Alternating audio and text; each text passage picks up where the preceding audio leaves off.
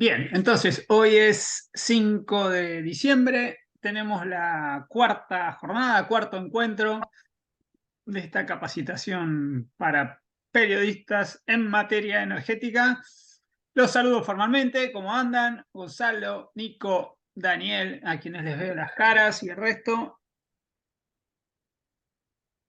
¿Todo bien? Bien, todo bien. Bien, bien, todo bien. Bien. Bien, Facu, bien, tranquilo. Keeper, Pablo, ¿prepararon el mate? Bien, estamos. Bien, bien, así me gusta. Bien, nos esperan 2 horitas con fuertes turbulencias en el mar. Este, Antes de comenzar, algunas cuestiones organizativas. La semana que viene tenemos la jornada de cierre. Va a ser presencial, como ya saben. Nos vamos a juntar 1 hora antes. Vamos a aprovechar la visita y que ustedes van a estar por estos pagos. Vamos a hacer una clase entre las 10 y las 13 horas, un poco más extensa, para poder tener tiempo de charlar, de hacer un cierre, recuperar conceptos, tal vez ver alguna cuestión práctica que teníamos pensado y, y bueno, eso, ¿no? Y darle un cierre a la capacitación. Después de eso queda a disposición de ustedes si quieren hacer un almuerzo, ir a algún lado por ahí cerca, hay 1000 variantes, eh, como para despedir eh, la capacitación el año, ¿no? Ya vamos cerrando temas entre todos. Así que eso será la semana que viene. Imagino que va a ser el mismo lugar que la primera vez, que es un salón dentro de un hotel, así que pasaremos las coordenadas nuevamente ahí en Palermo. Em, y eso, no sé, Facu, si me estoy olvidando algo. No, estamos Ah, bien. bien. Entonces, Avisen después los que van a ir presencial, así ya sabemos con cuántos contamos. sí, todos, más vale, que se saquen pasaje.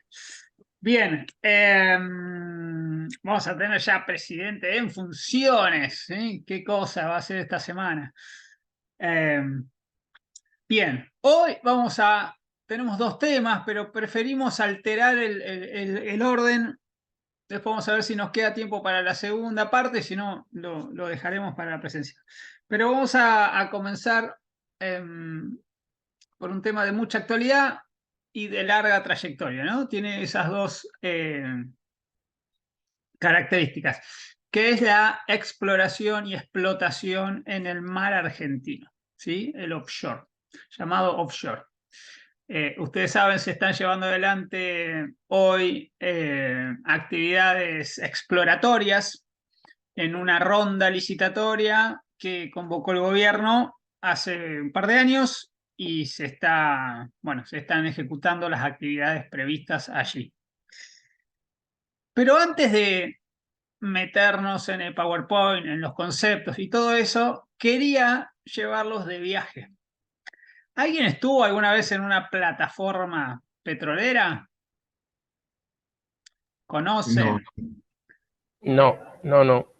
No digo los monstruos esos que no, están en el no. Golfo de México o en el Mar del Norte, que son verdaderas ciudades, sino las que tenemos nosotros aquí cerquita, operando desde hace rato, desde hace varios años. Ese es un Andrés. Eh, Todo del lado de la costa de donde está la base de Petrobras, era en esa época en Cuenca Neutral, pero no en plataforma, sino donde sale el helicóptero vendría a ser. bien, ¿desde sur de Santa Cruz o norte de Tierra del Fuego? No, norte de Tierra del Fuego. Bien, San Sebastián creo que por ahí. bien. Sí, Yo, Daniel, yo sí. las vi de cerca, las vi de 150, 200 metros, a las de Total, a la Vega Pléyade y a Hydra Norte, a las dos. Ujú. Bueno, yo estuve en una de ENAP, ¿sí? Salimos de ahí del canal, ¿sí? Frente a Tierra del Fuego. Viajamos en helicóptero y me pareció piola que lo viéramos, ¿no? En las grabaciones. Sí, Daniel. Ah, vuelvo a borrar. No, no, perdón. Así que los voy a llevar ahí Era, a que me verdad, acompañen. ¿Cómo, no Gonzalo? era Petrobras. No, era ENAP, digo, sí, no es En Petrobras, app. ENAP, Chipetrol. Así que hay fotos y videos. Vamos a ir pasándolo, es todo cortito. A ver si esto me sale bien. A ver si lo bien. Ahí estamos. Sonriente el hombre. Esto es el año 2017, si no me equivoco. Estamos haciendo un proyecto con el CFI y la provincia de Santa Cruz. Y en ese marco, hinché la paciencia para que me lleven a conocer y ahí fuimos. De acá, a ver si lo puedo pasar.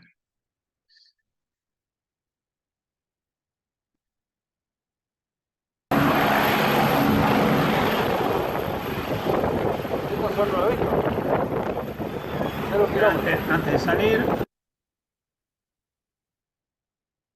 Y el helicóptero. Así que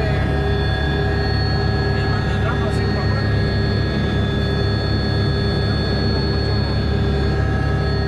Vamos bien atrás.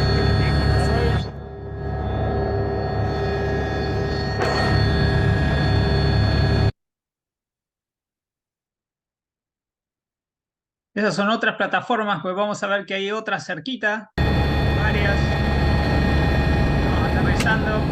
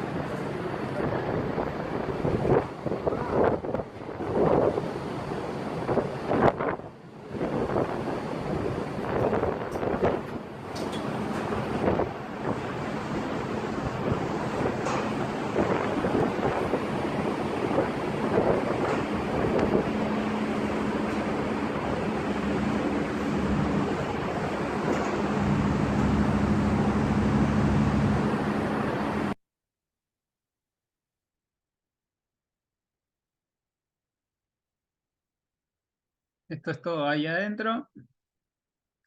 Esta era la cápsula para sumergirse.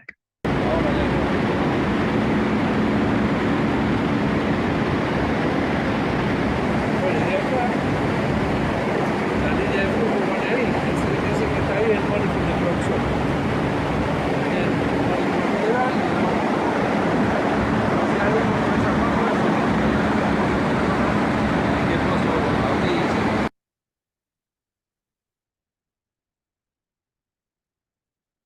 Trampa. Allá arriba está la antorcha. Estuvo mucho tiempo con producción adelantada, entonces quería tener la torcha bien lejos del viejo. Por eso se hizo tan alta y tan... Por seguridad, ¿no? Linda para entrenar ahí.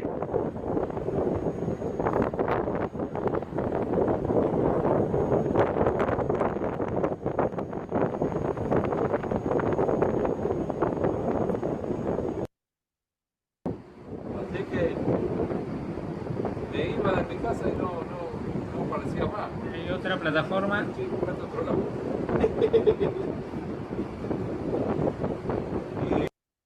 Una de esas se incendió años atrás, una de ¿Eh? esas plataformas. Está bien.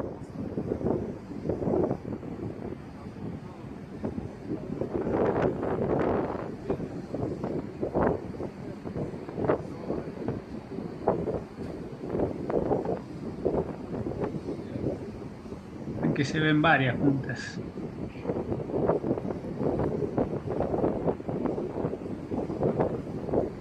Algunas están en territorio chileno.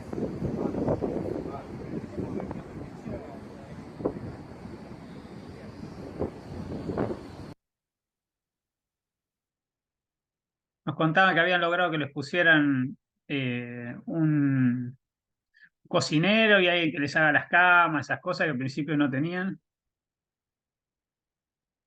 No recuerdo bien el régimen, pero se quedaban varios días seguidos ahí arriba.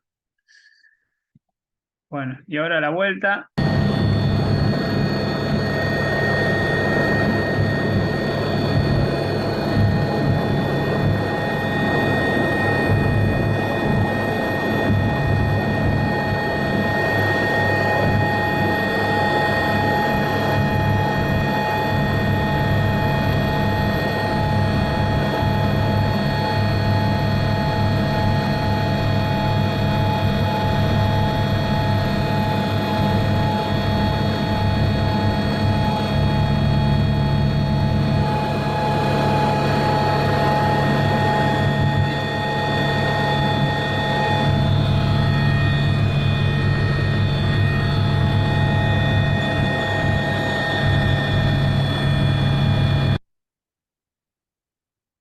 Acá se ven con fíjense, un buque de apoyo. Acá estamos llegando, creo que eso es Río Cuyo, en la planta. Santa Cruz. De acondicionamiento. ¿Los compresores dónde están? Los compresores. ¿Nuevo? No, ya no. Dejé ir allá.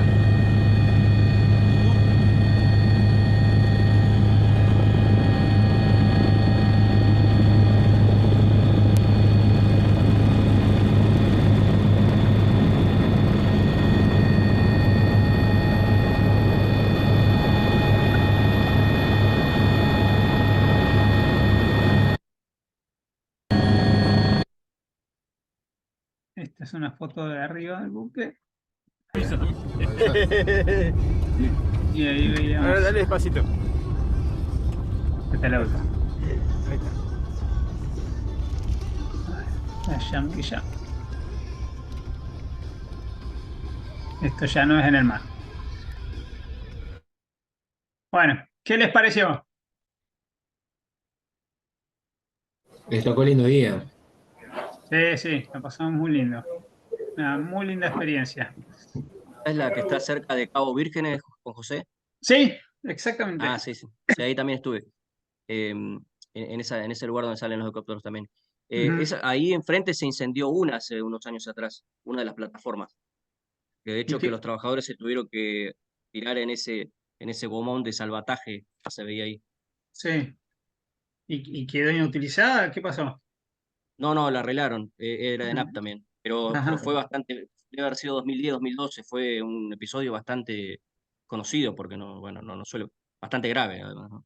Sí. No me acordaba de ese hecho. Bueno, vieron varias particularidades, que hay varias plataformas, son de producción, son como pequeñas fábricas, digamos, procesos industriales ahí adentro. No solo es la extracción del crudo, sino que tienen procesos posteriores. Y después sí se liga, en la boya se liga a los ductos y ya esa producción llega a tierra.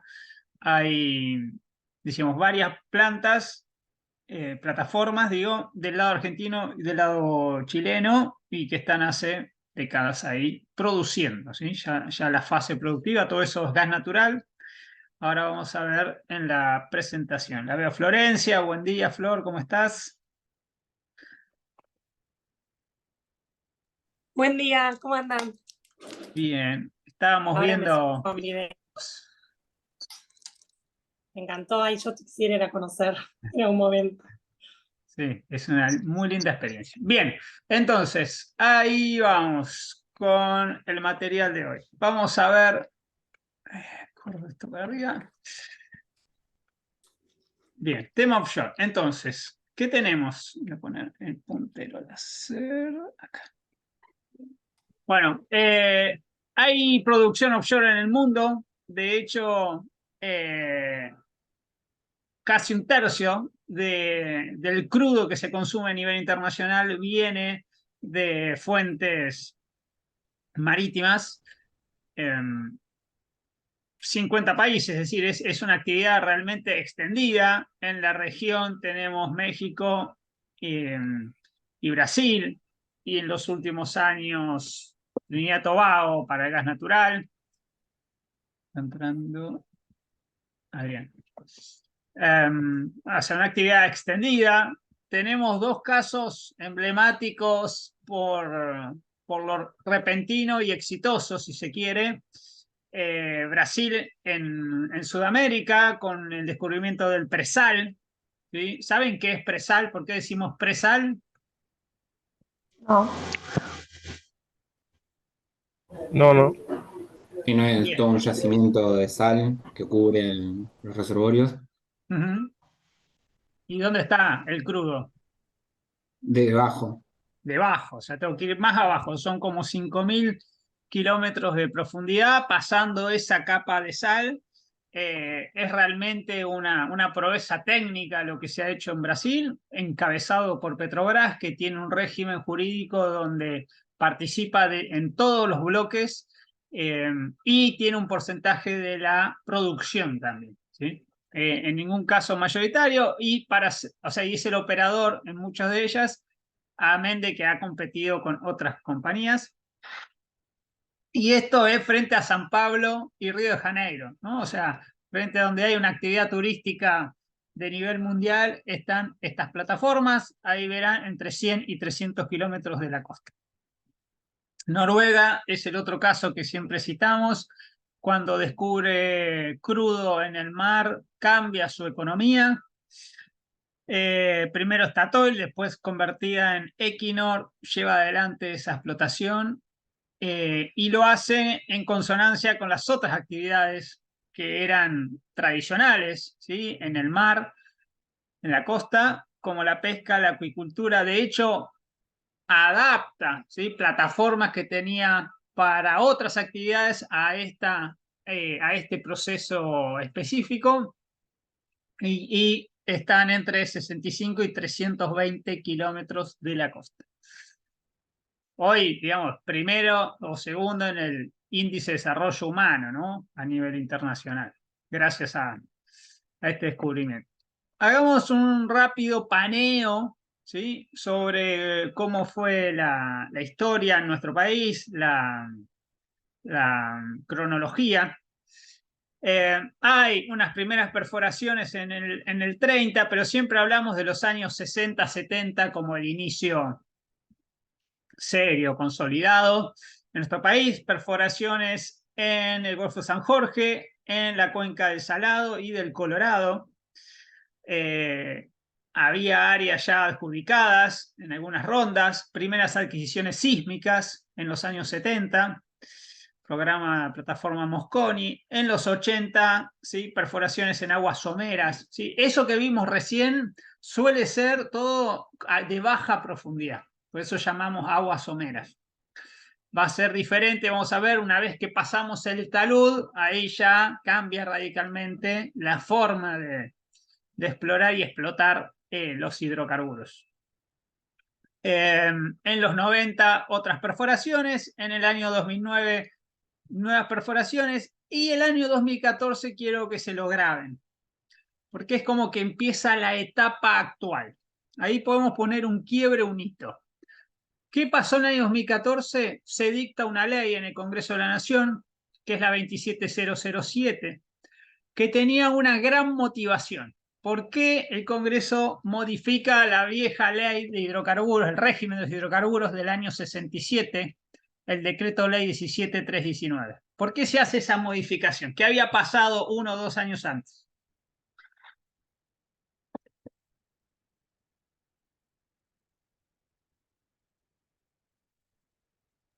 ¿el tema IPF tiene algo que ver? YPF tiene algo que ver, se renacionaliza YPF, y al día siguiente, ¿qué hace Galucho? ¿A dónde va? Se va a Houston, se va a Las Heras, se va a Guarau en Salta. ¿A dónde va?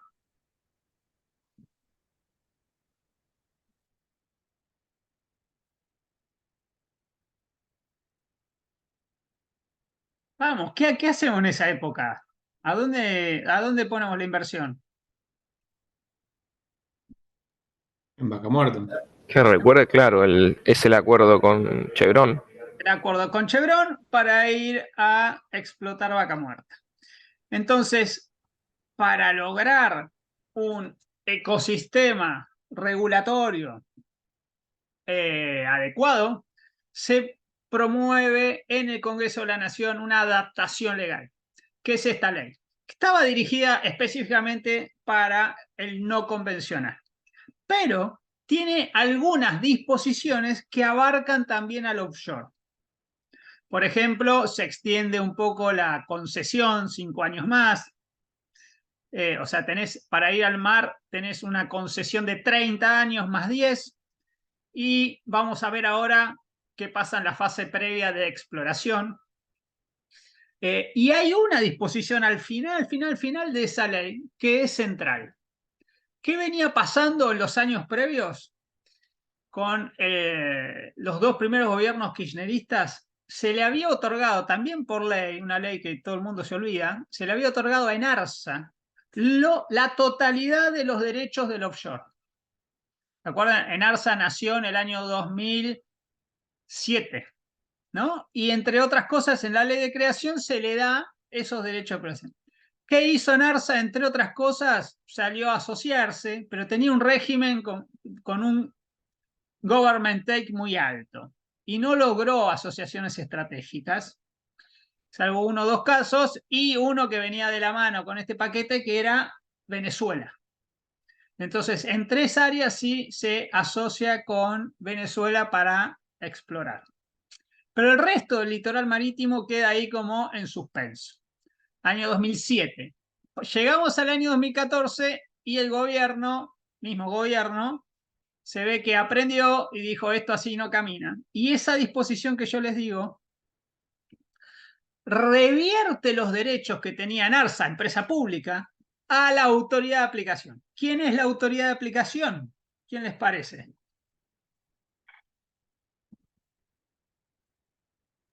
Secretaría de Energía. Secretaría de Energía, exactamente. Entonces, los derechos los recupera la Secretaría de Energía y a partir de ahí empieza otra historia. Porque lo que va a hacer el gobierno, ya 2015 cambia el gobierno, ¿sí? Es lanzar una ronda licitatoria.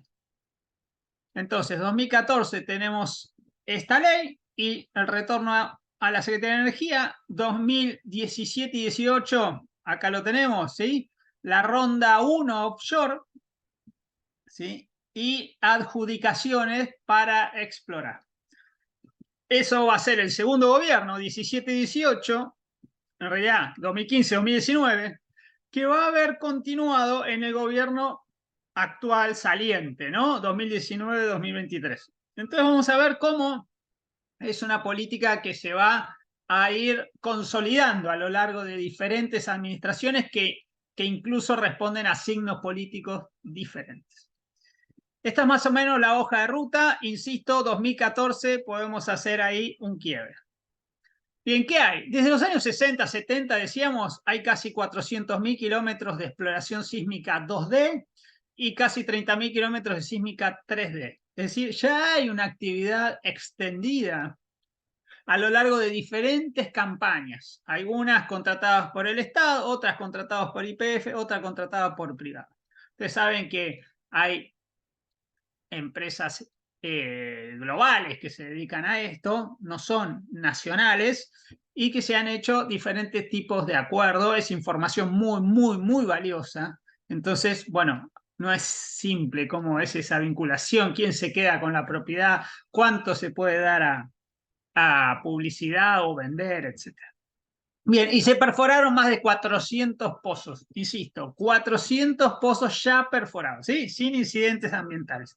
En el año 2011, acá les dejo varios hitos, 2011, primer pozo de aguas profundas. Es decir, ya hemos perforado pozos de aguas profundas. Ustedes saben, viene así el continente, va bajando, y cuando llega al talud, cae. ¿Se acuerdan con el Ara San Juan, que estaba después del talud? Estaba ya bien en el fondo, como a 3.000 metros de profundidad. Bien, esto se hizo en el año 2011, Malvinas 1, YPF, PAE, Petrobras. Bien, dio papa. ¿no? Como dicen los técnicos, o sea, no hubo resultado favorable, pero la perforación se hizo. Pacu, vos interrumpime, ¿eh? Si hay algo que me esté olvidando o que quieras aclarar o complementar. No, Bien. ahí simplemente, sí, simplemente acotaría a propósito de lo que comentabas de la información sísmica, los relevamientos, la adquisición sísmica 2D es una foto, ¿no? 2D, como si uno se imagina un mapa, por ejemplo, este que estamos viendo proyectado, mientras que la adquisición sísmica 3D o la información sísmica 3D son datos tridimensionales donde uno ya tiene no solamente dos lados, sino también un tercer lado, que es la profundidad, que permite entender más la roca, digamos, la subsuperficie, para conocer, digamos, toda la columna de agua y la subsuperficie de tierra del área, digamos. Y el otro dato para acotar, digamos, es, comentabas, hay empresas como las que uno conoce, Shell, Total, Equinor, que son también las que generan, digamos, que hacen la adquisición sísmica, y hay otras que solo se dedican a la adquisición sísmica. Ah, Vamos a ver más adelante, y también van a ver en las notas que están saliendo, o si ustedes están escribiendo al respecto, que hay empresas como TGS, que no es Transportadora Gas del Sur, sino TGS Prospector va a aparecer también. Son empresas que se dedican a la adquisición sísmica y luego entregan el paquete de información analizada, procesada, interpretada al que compró la sísmica, sea el Estado Nacional para licitar los bloques en 2015-2016 para después terminar licitando en 2019, o las mismas empresas. Por ejemplo, van a haber ahora casos donde la que fue adjudicada con el bloque fue Tallow o Eni o Total, pero que la que va a estar haciendo el relevamiento es TGS o Prospector, y luego le va a estar entregando, le va a estar vendiendo la información, ¿no? Para hacer esa diferencia, porque a veces van a escuchar cómo, pero es Total o es Prospector, es TGS o es Shell. Bueno, entender que hay algunas que solo se dedican a esto, que son por lo general también las que tienen la infraestructura, el talento, la tecnología para hacerlo, y hay otras empresas que quizás tienen más el know-how abocado a la producción, digamos, entonces llegan más tarde. Capaz son dueñas del bloque, pero para la primera etapa exploratoria les piden los datos sísmicos a quienes se especializan, digamos. bien, ahora vamos a ver alguna cuestión, así que recuerden esto, veamos sísmica. Acá, todo esto que ven con X algo son pozos, ¿sí? Calamar y Salmón son las primeras áreas que en ARSA, donde en ARSA había tenido asociaciones y se había hecho algo de exploración. Acá vamos a ver Hidra, Carina, Vega Pléyade, vamos a volver a estas. Fíjense cómo quedan las áreas luego de la sísmica, ¿no? Cómo todas estas cuadrículas se van entrelazando. Hay 2D, hay 3D, hay pozos también. Fíjense, todos estos negritos son pozos, ¿sí? Que se han hecho, están todos muy cerca de la costa. Aunque hay algunos, fíjense, X1, acá el de Malvinas, este es el que hablábamos hoy, que era el más alejado, ¿no? De la costa en aguas profundas. Y esto, que no es menor, vamos a volver, que es la cercanía con las islas, ¿sí? Un tema, a nuestro modo de ver, central. Bien, a partir del 83 se enfoca en Cuenca Austral la actividad. Esto es importante para ver cómo cambia después con la ronda actual, ¿sí? Que no va a estar alojada exclusivamente en esta cuenca.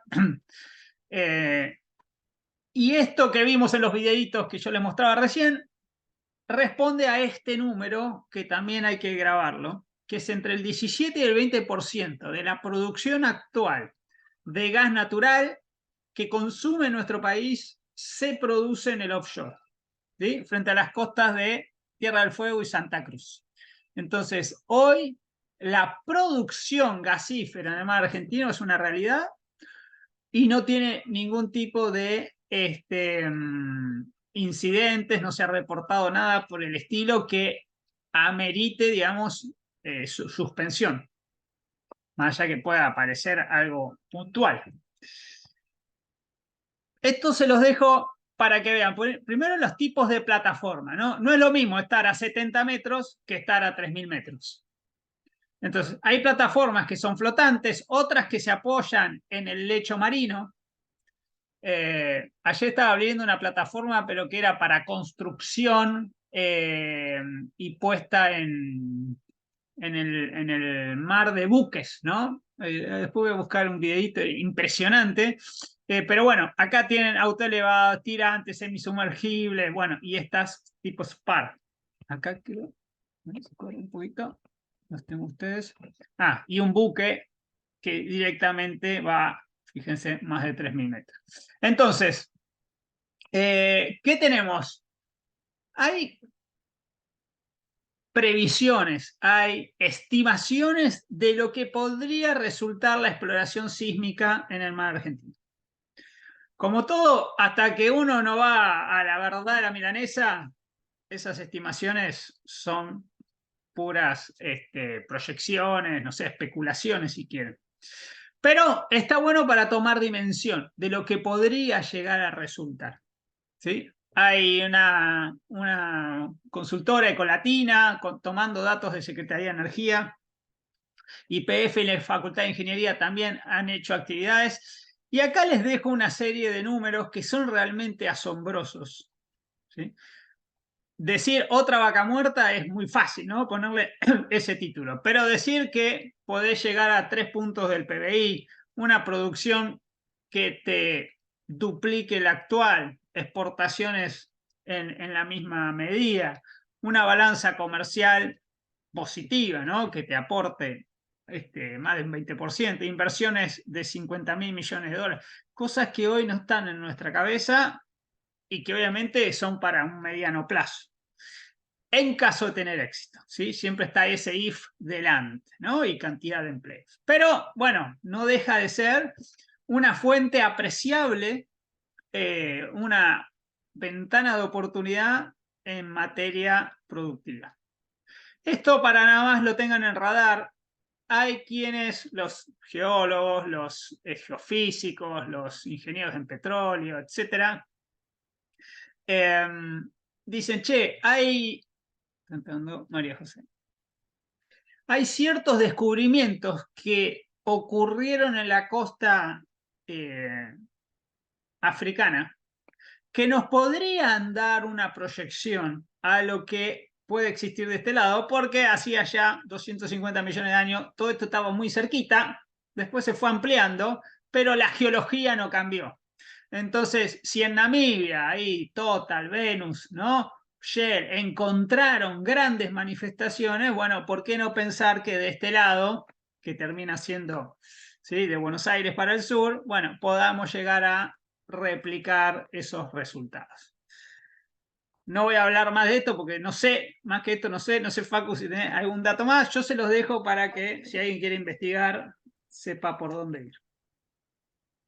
No, sumo simplemente ahí están las menciones de los proyectos Venus y Graph, que son los que se dieron en la costa de Namibia, por si quieren averiguar un poco más de eso. Y si ven, lo mismo motivó también el interés no solo al sur de Buenos Aires, sino al norte. Y en Uruguay se reactivaron las rondas licitatorias de offshore también el año pasado, justamente por el interés creciente que generó los descubrimientos los últimos años en la costa africana, por esta cuestión de que la subsuperficie podría ser similar y la roca podría haber sido partida, digamos, en la división de continente y encontrarse resultados similares.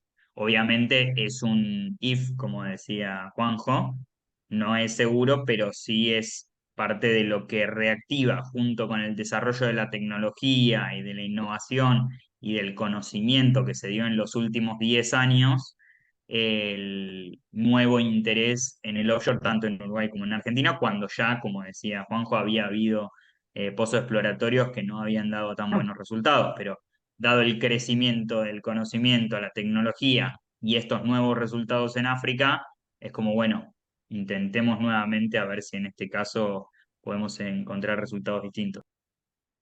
Y la realidad de Brasil, ¿no? Sumado a eso. Bien, entonces, llegamos a la nueva etapa. O sea, tenemos varios antecedentes, una rica historia y producción actual gasífera. Eso es lo que hay. Ahora vamos hacia adelante. ¿Alguien me escribió en el chat?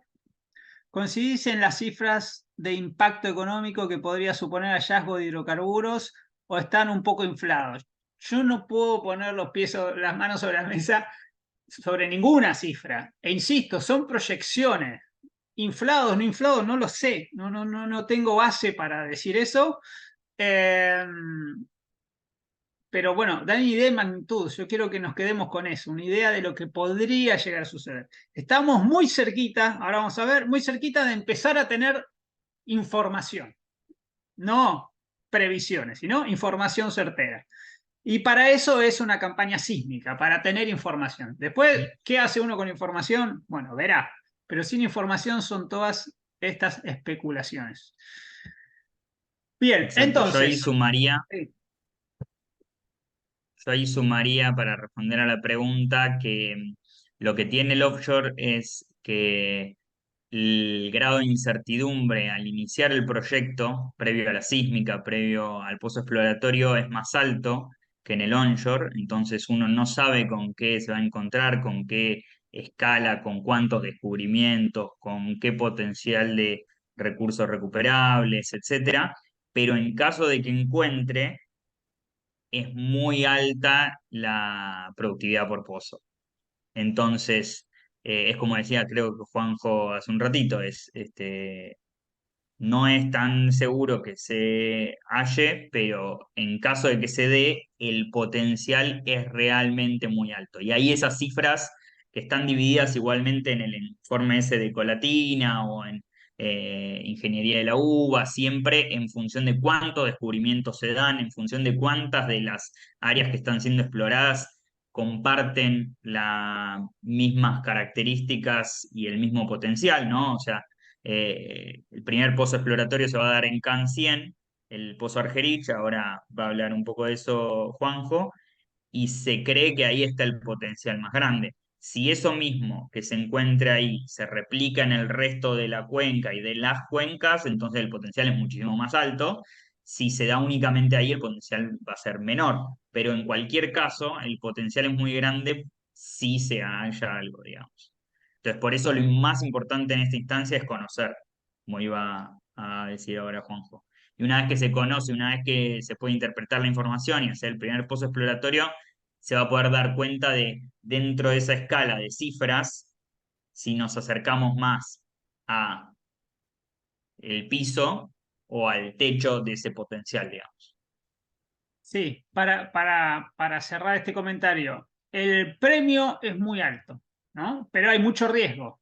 Entonces tenés esas dos caras de la moneda. Ahora, a la vez, si tenés suerte y podés producir, tiene una baja huella de carbono, ¿sí?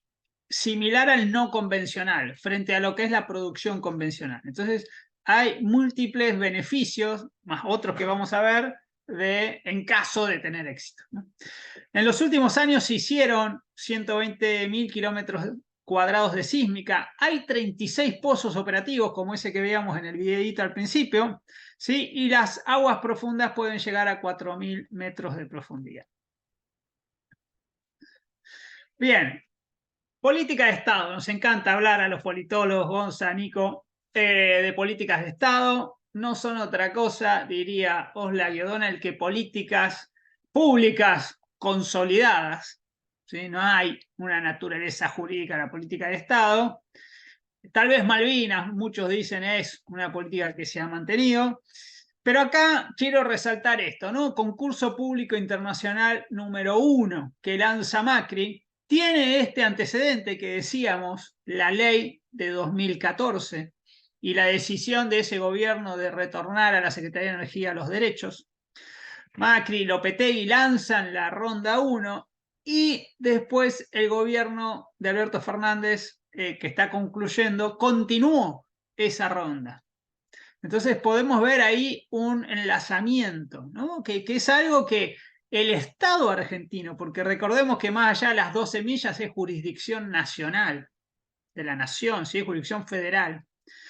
El Estado argentino ha tomado una decisión estructural de política y la ha mantenido. Y fíjense que son gobiernos que en muchísimos otros aspectos no tienen nada que ver. Y ahí abrimos la incógnita, si quieren charlamos al final de lo que podemos esperar con un nuevo gobierno también de signo opuesto a los anteriores, por lo menos al actual. Bien, entonces, largamos. Año 2018, concurso público internacional ronda 1.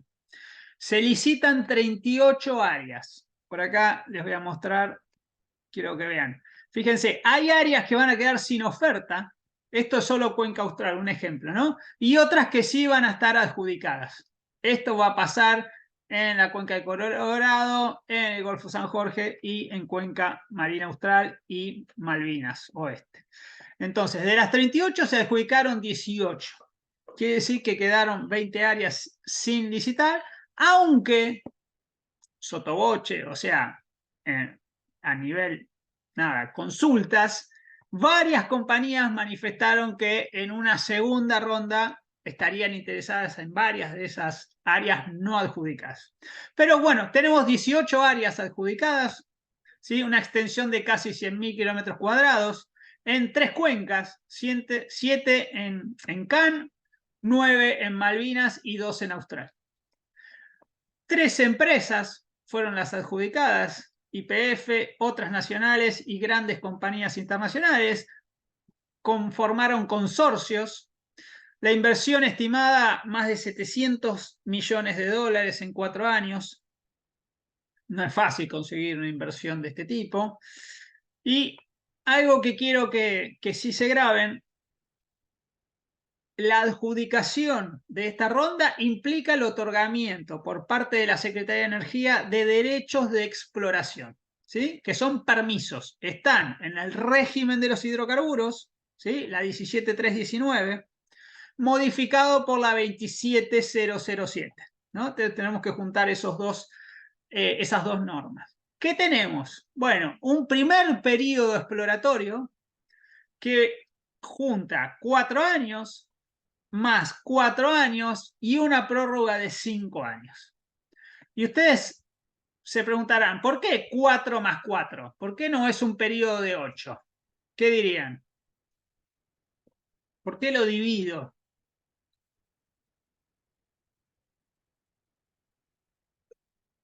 Para evaluar Por un tema presidencial de comportamiento. Argentina.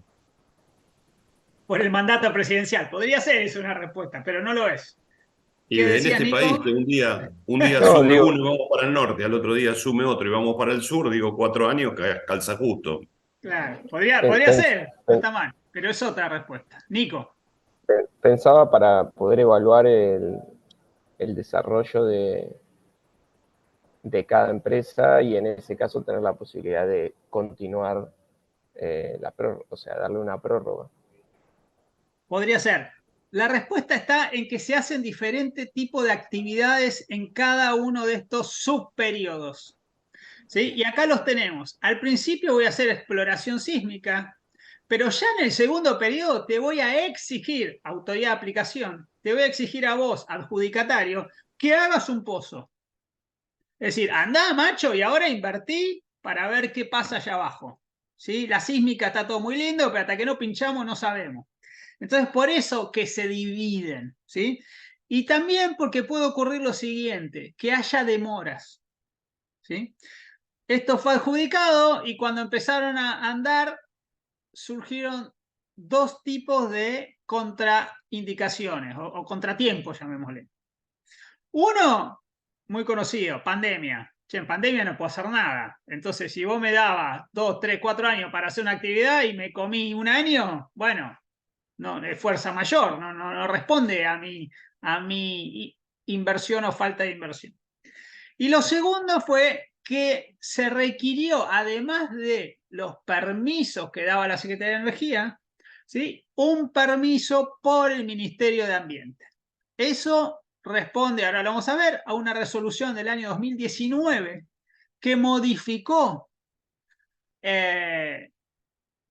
la forma de otorgar los permisos ambientales, y eso demoró también el punto de partida para las empresas, ¿sí? Porque esos permisos se demoraron.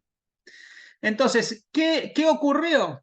Que la Secretaría de Energía terminó dando una prórroga de 2 años. ¿A qué? Al primer periodo, de 4 años. ¿Sí? Se amplió la ventana del primer periodo por COVID y por los estudios de impacto ambiental. Y varias compañías, lo vamos a ver, que salieron para varias compañías estas ampliaciones. Bien, acá tenemos las adjudicaciones. Miremos las empresas: YPF, Equinor, Tullow, Pluspetrol, Wintershall, Exxon, Qatar Petroleum, Eni, BP, y el resto ya las nombramos. Entonces, fíjense que hay una paleta amplia, diversa, grandes players internacionales con mucha experiencia en hacer esto, ¿sí? Con altos estándares, ¿sí? De protección ambiental, de calidad técnica, etcétera, que deciden venir a esta ronda licitatoria, ofertar y resultan adjudicados. Obviamente, YPF, y vimos ahí algunas nacionales y otras que se sumaron después, como Tecpetrol, como Pampa, ¿sí? Comprando algunas participaciones. Equinor no estaba originalmente en algún área que YPF después le cede. ¿Sí? Farm in, farm out, no sé si están familiarizados con esto. Vamos acá, los periodos según la cuenca, ¿sí? Tiene una pequeña variación. Y después, ¿qué puede ocurrir? Esto es importante. Hoy estamos en esta primera fase, exploración. Hasta 8 años dijimos, con chance de prorrogar los 5 más. Pero imagínense que con el pozo exploratorio hay manifestaciones de hidrocarburos. Bueno, ahí sí, pasamos de página. ¿Qué hay que hacer en ese caso? Hay que convertir el permiso exploratorio en una concesión de explotación, que como decíamos hoy tiene 30 años con opción de prórroga a 10 más, ¿no? Pero para eso tengo que declarar la comercialidad del área. Voy a la Secretaría de Energía y le digo, mira, descubrí esto, lo quiero desarrollar. Quiero hacer, entrando Juan Manuel, ¿a quién nos saludé que entró hoy? A María José. Hola María José. Entrando. Bueno. Y Juan Manuel. Bien, entonces, recién estamos acá en esta ronda. ¿Qué pasó en el chat? Ah, buen día, dice María José. Muy bien. Entonces, y Juan Manuel, ¿cómo anda Juan? Bienvenido. Recién estamos acá. Si encontramos, vamos a pasar a toda esta fase en adelante. Primero, delinear. Voy a tener que hacer otros pozos, ¿sí? Que ya no son exploratorios, sino de delineación, que me va a marcar el ámbito, ¿sí? Geográfico donde yo voy a producir. Eso me puede llevar un par de años más y después empiezo con el desarrollo. El desarrollo no solo necesito una plataforma de producción, sino voy a tener que hacer facilidades de superficie en el continente. Lo que veíamos, vieron cuando llegábamos con el helicóptero. Bien, y después la producción. Si todo eso anda bien, durante 20, 25, 30 años yo voy a poder producir hidrocarburos, ¿sí? Y después la fase de abandono de esos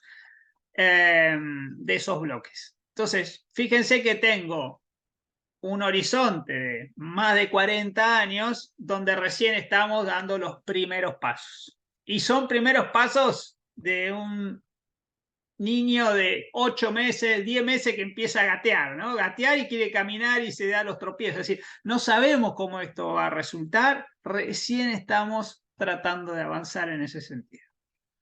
Si tienen dudas, me levantan la mano, me chiflan, ¿eh? Sí, una reflexión o una Sí. pregunta, a ver qué opina Juanjo. por lo que mostraba recién, los pozos, digamos, en caso de que se pueda extraer petróleo, eso estaría para 2030 recién, Mínimo, 2035 mínimo, mínimo. 2030 mínimo, sí. Y ahí mi pregunta es, en un proceso de transición energética global, ¿qué tan madura puede estar la transición como para, digo, a ver, si las empresas están interesadas, es clara, digamos, por lo menos hoy lo ven factible, porque nadie va a invertir en explorar si después no va a poder explotar. Cierto. Pero, digo, me pregunto ahí qué margen hay para colocar petróleo en mercados que entiendo que hacia 2035, 2040 se van a empezar o van poco a poco a ir cerrándose. Varias cuestiones. Primero, el perfil de esta producción, en caso de que haya producción, es 100% de exportación. Esto no se está pensando para alimentar el mercado interno argentino, entre otras cosas, creo que ya lo vimos acá, porque Argentina ya se autoabastece de crudo y exporta entre un 15 y un 20% de su producción actual. Y en gas también, exportamos a Chile en firme, ¿sí? Y cada vez vamos a tener más con los gasoductos. Entonces, esto no está pensado para el mercado doméstico, está pensado para exportación. Entonces, estas compañías hacen la siguiente... está entrando amigos. Las compañías hacen la siguiente ecuación. Yo podría llegar a producir en unos años en el offshore argentino con destino a los mercados globales. Y ahí viene la segunda pregunta tuya. Bueno, pero tenemos una transición ya avanzando. Estamos en el medio de la COP28. Entonces, yo estimo que ahí el análisis es el siguiente. En unos años, no solo vamos a tratar de dejar el carbón para generar energía eléctrica y pasar a fuentes bajas en emisiones como el gas natural, sino, y en el mediano plazo dejar todos los fósiles, pero en esa primera transición, lo que nos van a hacer es contar las costillas de cuál es la huella de carbono del barril que queremos vender en el mercado. Ya no es, digamos, la discusión crudo, no crudo, petróleo, no petróleo, gas o no gas. Hola, Mir, ¿cómo te va? Sino, bueno, a ver, este barril que me estás vendiendo, ¿de dónde lo sacaste? ¿Qué tratamiento le hiciste? ¿Cuán eficiente es? Entonces, yo creo que ahí el offshore tiene una chance, porque como decíamos hoy, creo que va a aparecer en algún cuadrito, es mucho más eficiente que otra producción convencional en Argentina y en el mundo. Ahora bien, en algún momento vamos a llegar a ese peak oil del que todos hablamos y que le vamos pasando, digamos, era 2030, 2040, no sé, nadie lo sabe a ciencia cierta. Pero bueno, estamos jugando contra ese límite. Claramente, este tipo de proyectos está presionando ahí, ¿no? Y Argentina, digamos, recordemos Noruega, ¿qué hace? Consume energía limpia hacia adentro y le vende al mundo crudo y gas. Y lo vimos después de la guerra de Ucrania, ¿sí? Primero que levantó la mano fue Noruega, después vino Estados Unidos. Dijo, bueno, che, vos querés más, yo puedo activar algunos pozos que tenía por ahí y le vendió a Europa. Gonzalo. Sí, tengo dos consultas, no tienen nada que ver una a la otra. La primera, en la fase exploratoria, la licitación que se hace, la prórroga de 5 años que se hace, ¿se le exige que haya un pozo primero? Sí, el pozo está antes de la prórroga. Hay que hacerlo en el segundo periodo del permiso. Perfecto, sin el pozo no se puede pedir la prórroga. No. Bien, y lo otro, en este marco de transición, digamos, ¿por qué se cree que podría llegar a haber más petróleo que gas en el offshore? Y en ese caso, digamos, si llegaría a haber más gas que petróleo, bueno, ¿no estaría ayudando un poco a perseguir ese objetivo de transición, por lo menos con menos huella de carbono? Sí, yo no lo tengo claro. Esto es bien de los geólogos y geólogas. Se dicen que los objetivos son de crudo. No sé si qué elementos hay que han surgido de la sísmica, no lo sé, o estarán esperando a perforar.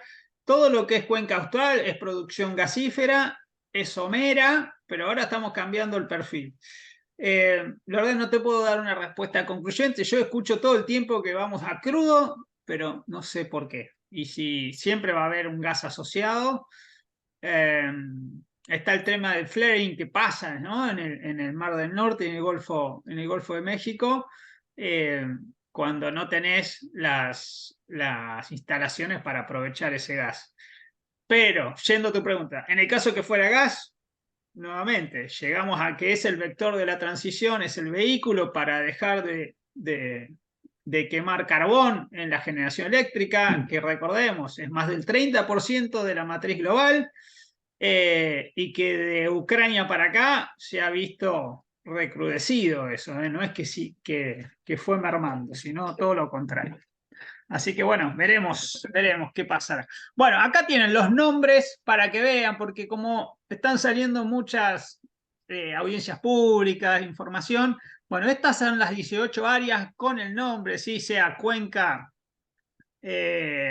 Argentina Norte, Malvinas Oeste o Cuenca Austral, ¿sí? Con todos los numercitos.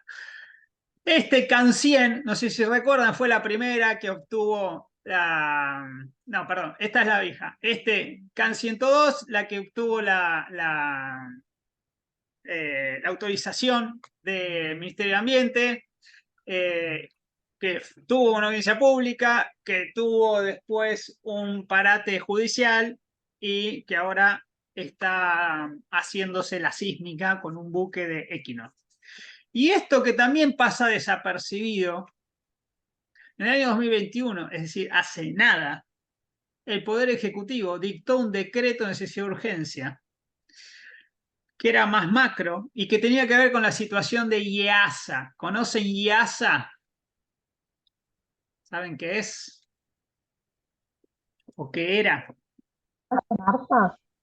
Era Enarsa, efectivamente, el nombre que le dio la administración de Macri a Enarsa cuando la fusionó con Evisa, una empresa que nadie conoce, pero no importa, chiquitita, crea IASA. El gobierno que le siguió, ¿sí? El gobierno de Fernández, modifica nuevamente el alcance de las funciones, le vuelve a dar el nombre de Enarsa, y entre muchas cosas de ese DNU, al final dice, bueno, te voy a adjudicar 2 permisos exploratorios, que son estos en Malvinas, que son de los viejos que tenía Enarsa, bueno, pero acá se les da con nombre y apellido. ¿Y por qué insisto en esto? Porque en el medio de 2021, es decir, en ese momento preciso, estaba bien en la cúspide la gran pregunta de, bueno, ¿hay que explorar o no hay que explorar el mar argentino? ¿Qué va a hacer el gobierno? ¿Va a dar las autorizaciones? Sí, no sé qué. Y bueno, acá tenemos una norma emanada del Poder Ejecutivo decidiendo que una empresa pública explore 2 áreas, ¿sí? Son adjudicaciones directas por ser una empresa pública y van de la mano de esa ronda 1 que se había dado en el año 2017-18. Bien, vamos a la actividad sísmica. Acá una fotito para que vean, ¿sí? ¿Qué es esto? ¿Qué se hace? ¿No? Es difícil. Van a leer titulares de todo tipo. Pareciera que estamos en una guerra bombardeando el mar con cañones y no sé qué. Bueno, es una lectura. Cualquiera le puede dar el tono que quiera. ¿Pero en qué consiste? Bueno, tengo un buque con algunos otros de apoyo que van tirando estas líneas, ¿no? Líneas. ¿Y qué se hace ahí? Bueno, es esto. Impulsos acústicos. Yo tengo que mandar desde la superficie hasta el lecho marino, ¿sí? Y lo mismo que se hace en tierra. Esto mismo se hace en el onshore. Entonces yo mando esos impulsos, recibo la respuesta una vez que chocan con el lecho marino y suben, y tengo receptores, los hidrófonos, famosos hidrófonos, ¿sí? A lo largo de esos cables que veíamos ahí, los streamers. Todo eso es información. Lo único que yo hago es conseguir información. Sísmica 2D, sísmica 3D, estas imágenes de las que hablaba Facundo hoy, y todo eso lo tengo que decodificar, imagínense, por lo menos no es para mí, pero habrá ahí geocientistas que sepan con el GIS, famoso GIS, bueno, traducir esa información, esos impulsos acústicos, las ondas que genera. Bien, y después tenemos esto, como decíamos hoy, en algún momento si eso da resultado tengo que hacer un pozo exploratorio, después veré en qué tipo de profundidad estoy y qué tipo de plataforma voy a necesitar. Bien, hablemos una palabra del pozo Argerich. Esta es la estrellita hoy en día. Todo el mundo poniendo fichas acá, o por lo menos todo el mundo abocado a estas tareas,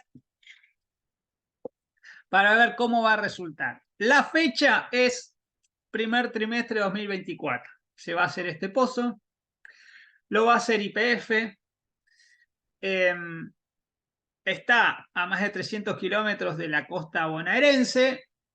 Y En realidad, perdón, lo habías mostrado en una de las diapositivas previas. En el bloque están asociados YPF, Equinor y Shell, y la sí, operación técnica la tiene Equinor. Porque perfecto. justamente el bloque era de YPF hace algunos años y fue cedido a Equinor, la operación, cuando hace el farm-in, y luego se suma última Shell con un Ajá. porcentaje apenas menor, ahí está, 35, Equinor 35, operador, 30. acá está. La Sí. operación técnica la tiene Equinor, el pozo lo va a hacer Equinor.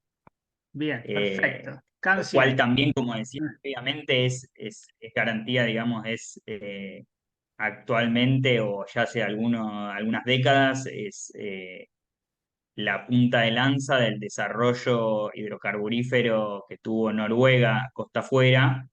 Se hizo con la ex Statoil, actual Equinor, que es la petrolera de bandera noruega, digamos. Así que trae los conocimientos, los equipos, los talentos, digamos, de esas exploraciones previas. Bien, y una aclaración. Se va a perforar, se va a obtener información sobre si hay manifestación de hidrocarburos, pero después se va a cerrar el pozo. No es un pozo que pueda después ser dedicado a la producción, eventualmente. Habrá que hacer otros pozos, pero no este. Este es un pozo exploratorio, no se puede convertir en un pozo productivo. Eventualmente habrá que hacer otros pozos para producir, como veíamos hoy, pero este solamente va a ser de exploración. ¿Sí? Después decíamos, si sucede, habrá que delinear el área y sí hacer los pozos productivos. ¿Sí? Vendrá más adelante. Fíjense acá cómo cambia la profundidad.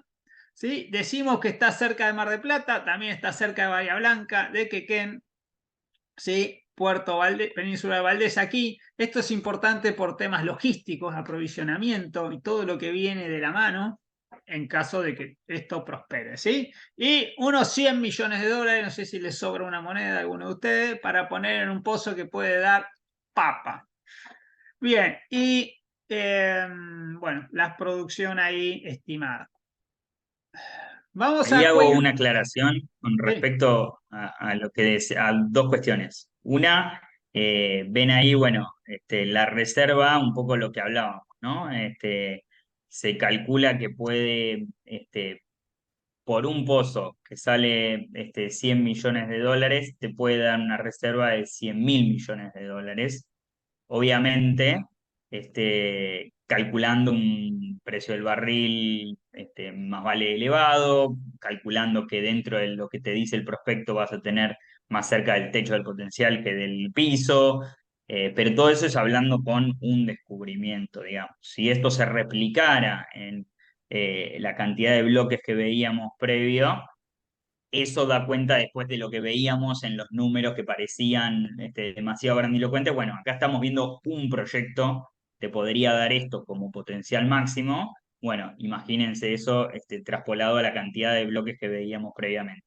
Y el otro punto es, mencionamos la cercanía o lejanía respecto de las costas, ¿no? Se toma Mar del Plata, que queda en Bahía Blanca como puntos de referencia porque son donde están los puertos donde el proyecto se abastece.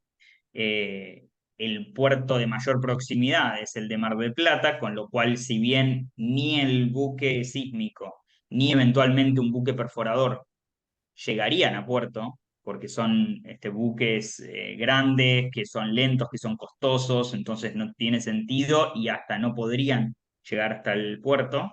Sí, estos dos buques que acompañan, que son los que mencionaba Juanjo, de suministro y apoyo, son los que llevan la comida para la tripulación, llevan los residuos de vuelta al puerto, trasladan gente, etcétera. Son los que además están circulando el perímetro para monitorear, digamos, que eh, no haya temas de seguridad, son los que llevan a veces observadores de mamíferos a bordo, digamos, hace una cantidad de tareas de suministro y de apoyo a ese buque que lo único que hace es relevar, o no lo único, pero digo, lo principal que hace es relevar el área y son los que van a puerto, digamos. Por eso es importante la distancia, porque obviamente en términos logísticos te incrementa costos o te incrementa tiempos en función de la distancia.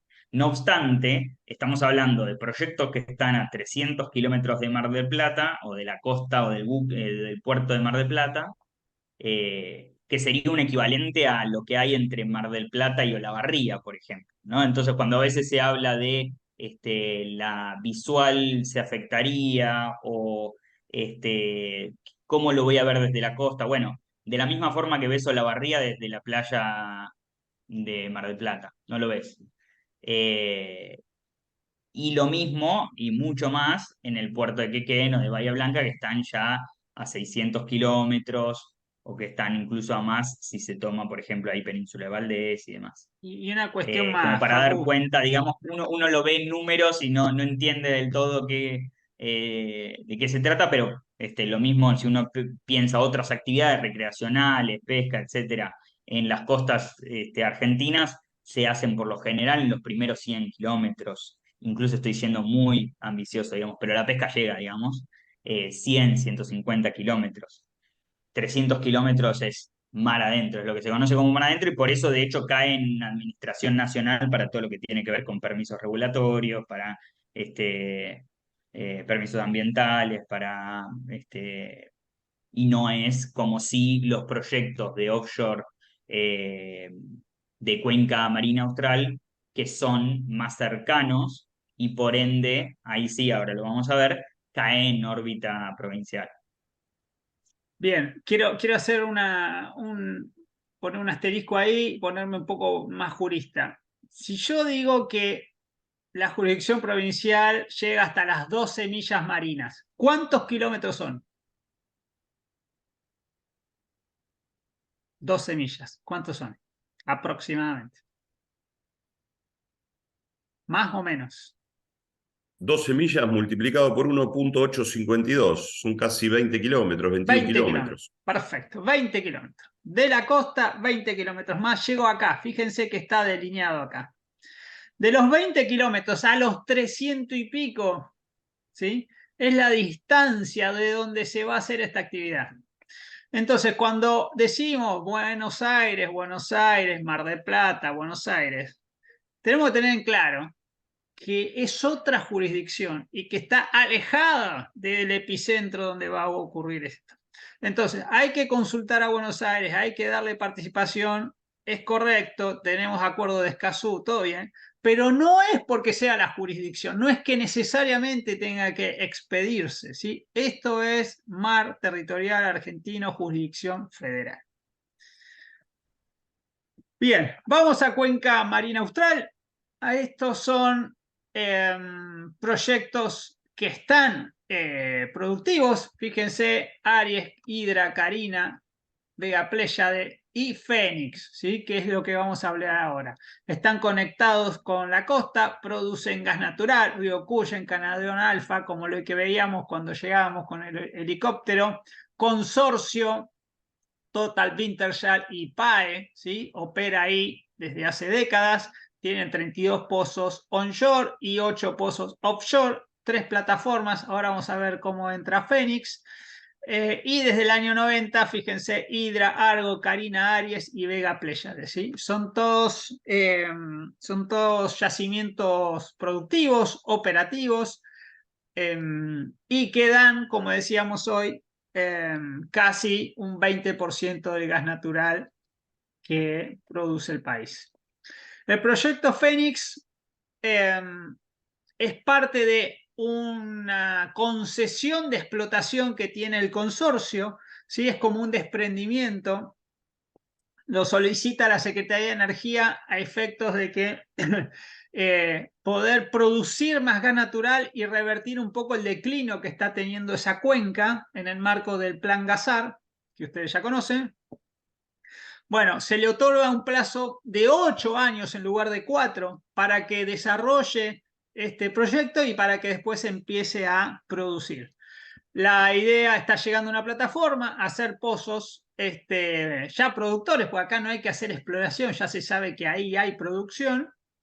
Está a 60 kilómetros de la costa, se va a unir a un gasoducto, no a la costa, sino a Vega Pléyade, para después sí utilizar un gasoducto que ya existe.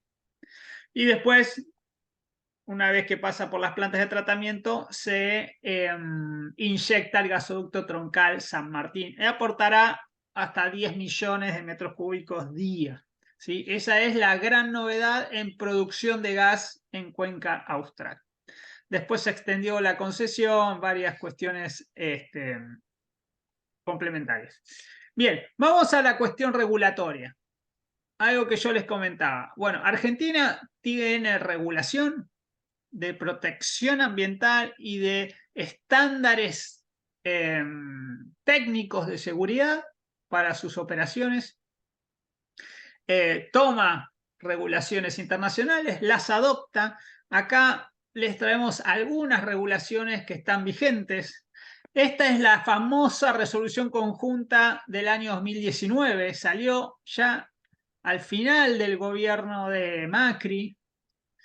Y lo que dice es, bueno, de acá en adelante las evaluaciones de impacto ambiental no pueden salir exclusivamente por la Secretaría de Energía, sino que tienen que ir de la mano del Ministerio de Ambiente y Desarrollo Sustentable.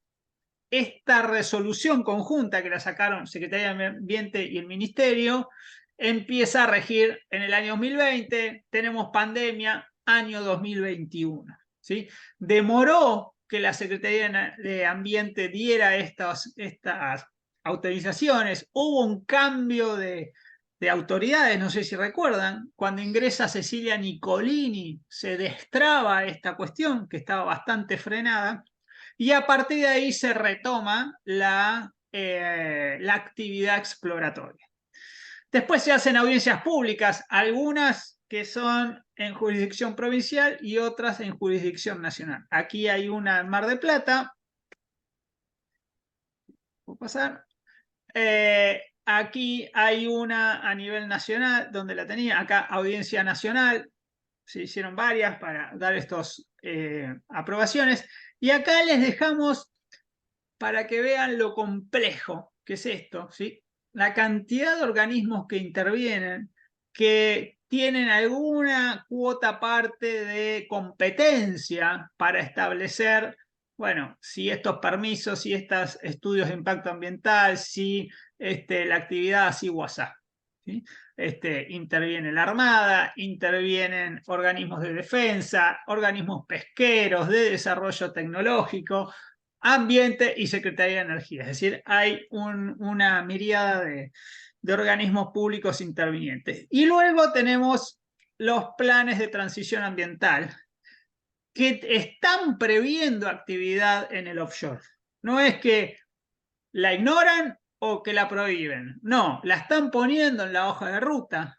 Hay una resolución de la Secretaría de Energía de 2019 que se acaban de actualizar y tenemos ya un plan de transición a 2030 y lineamientos para la transición a 2050. ¿Sí? Esas son 2 o 3 en total resoluciones que van de la mano de los compromisos que adopta nuestro país en sede internacional y la traducción que hace lo que se llama el Gabinete Nacional de Cambio Climático, que está en la esfera de Jefatura de Gabinete de la Nación, donde intervienen también una serie de ministerios, ¿no? Bueno, la Secretaría de Energía toma el capítulo energético y lo traduce. Y la ultimísima novedad es una resolución de la semana pasada de la Secretaría de Energía para empezar a controlar las emisiones de metano, ¿sí? Les van a exigir a las compañías que les den un plan de control y verificación, primero de medición, ¿sí? ¿Cuánto metano está emitiendo nuestro país en su operación hidrocarburífera? Y después, bueno, sí, ya planes concretos para deficiencia y reducción de esas emisiones. Bien, y después... Antes de avanzar, sí, antes de avanzar me gustaría resaltar esta parte, porque también acá de efecto de politólogo y nos permitimos hacer un paréntesis. Es un digno caso de estudio porque, como bien marcaba Juanjo, la resolución conjunta entre la Secretaría de Energía y el entonces, sí, Secretaría en ese momento, y Ministerio de Ambiente, a fines del gobierno de Macri en 2019, junto con la licitación, sienta las bases del proceso regulatorio, marcando que se va a dar de manera conjunta entre la Secretaría de Energía para todo lo que atañe a lo microsectorial del proyecto, por ejemplo, las concesiones que hablábamos previamente, y lo ambiental y la participación popular para la definición de los proyectos, la validación de los proyectos si se quiere, en manos del Ministerio de Ambiente. Luego el gobierno cambia y el signo político cambia diametralmente y todo lo que vemos a partir de la slide anterior, las guías que estamos mencionando, las consultas públicas, la difusión de noticias vinculadas y la carga de documentos de manera transparente y siempre disponible en la página de modernización y en la página de ambiente, la guía de implementación del monitoreo de fauna marina en prospecciones sísmicas, y podría seguir, son todo un paquete de regulaciones que sienta el nuevo gobierno, las nuevas autoridades regulatorias, para tratar de dar robustez, digamos, para tratar de poner en papel lo que había sentado esa resolución conjunta previa, digamos. Con lo cual le toca a dos gobiernos de signos políticos muy distintos sentar las bases del proceso regulatorio, y lo hacen con, digamos, toda esta contundencia que lo vemos acá, la cantidad de actores intervinientes, la cantidad de instancias de participación popular, que incluso para proyectos productivos creo que es como para resaltar.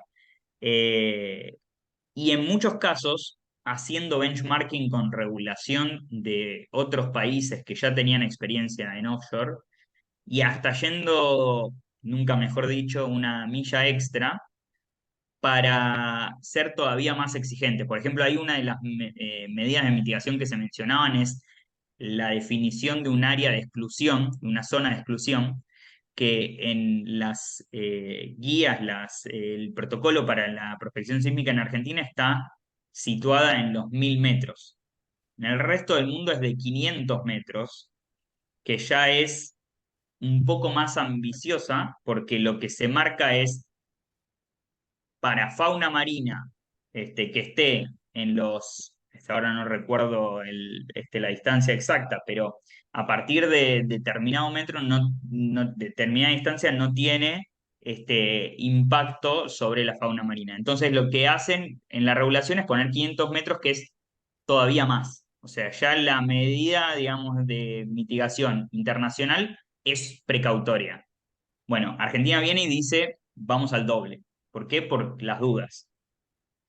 Con lo cual, el criterio siempre fue tratar de todavía tomar las medidas internacionales y hacerlas todavía más exigentes.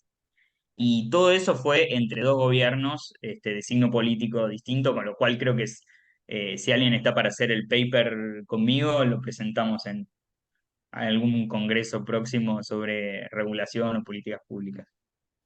Bien, Daniel, yo quiero decir algo que no me quiero olvidar. Hay un librito, si a alguien le interesa profundizar en las normativas, un librito que acaba de presentar Verónica Tito, que es funcionaria de la Secretaría de Energía y especialista en offshore, sobre toda la regulación ambiental en materia offshore. Es de editorial Abaco, así que si les interesa ir por ese lado, tienen bibliografía. Sí, Daniel. Mirá, con respecto a lo que dijo Facundo, el tema de impacto y demás, te digo, en principio hago como una salvedad, como una pequeña introducción. Yo estoy a favor del offshore. Es más, fui uno de los primeros que escribió que tanto la industria del offshore como la industria pesquera pueden convivir. Es más, creo que el mundo es demasiado grande para que podamos convivir todos. Es decir, lo hago mucho más extenso, donde puede haber un blanco, una persona de color, uno con ideas expansivas, el otro con ideas retractivas, judíos, católicos. Creo que el mundo es demasiado grande para poder convivir todos. Haciendo esta salvedad, quiero decir con respecto al tema de la pesca, si bien yo no lo exteriorizo, la realidad es que desde el 54, es decir, desde el paralelo 54 hasta el paralelo 47, o sea, hasta hace 15, 20 años atrás, estaba plagado de calamar. Hoy desde el 44, 45 hacia el sur no encontrás calamar, salvo por afuera y eventualmente afuera de la milla 250, no de la milla 201. Es decir, que el tema de este impacto que genera estos cañones de aire y demás, repito, no lo exteriorizo, pero en este círculo me permito decir, hay que ver cuál es el impacto que tienen, más que nada no sobre especies adultas, sino sobre huevas y larvas, porque han desaparecido todo lo que tiene que ver con calamares, sea el óligo o el ílex, desapareció de toda la plataforma cuando sabemos que en toda la costa sudeste de Santa Cruz y toda la parte lindera a Tierra del Fuego, hubo grandes cantidades inclusive el BGP, el Prospector, ahora vino de vuelta, pero durante un tiempo largo estuvo prospectando toda la zona. Y creo que algún tipo de impacto en el fondo tiene que tener.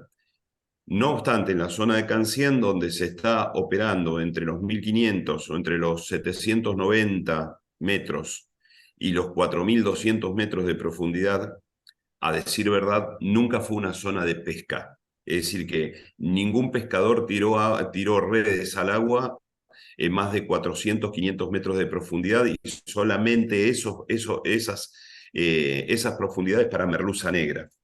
Quiero decir que el tema del impacto ambiental no es solamente en los mamíferos, sino en todo el sistema larval y demás. Me parece que alguna correlación positiva puede llegar a haber entre el crecimiento y evolución que tuvo aguas afuera de Tierra del Fuego y de Santa Cruz, inclusive con todas las prospecciones que se hicieron en el área austral, con respecto al tema por lo menos del calamar, ¿no?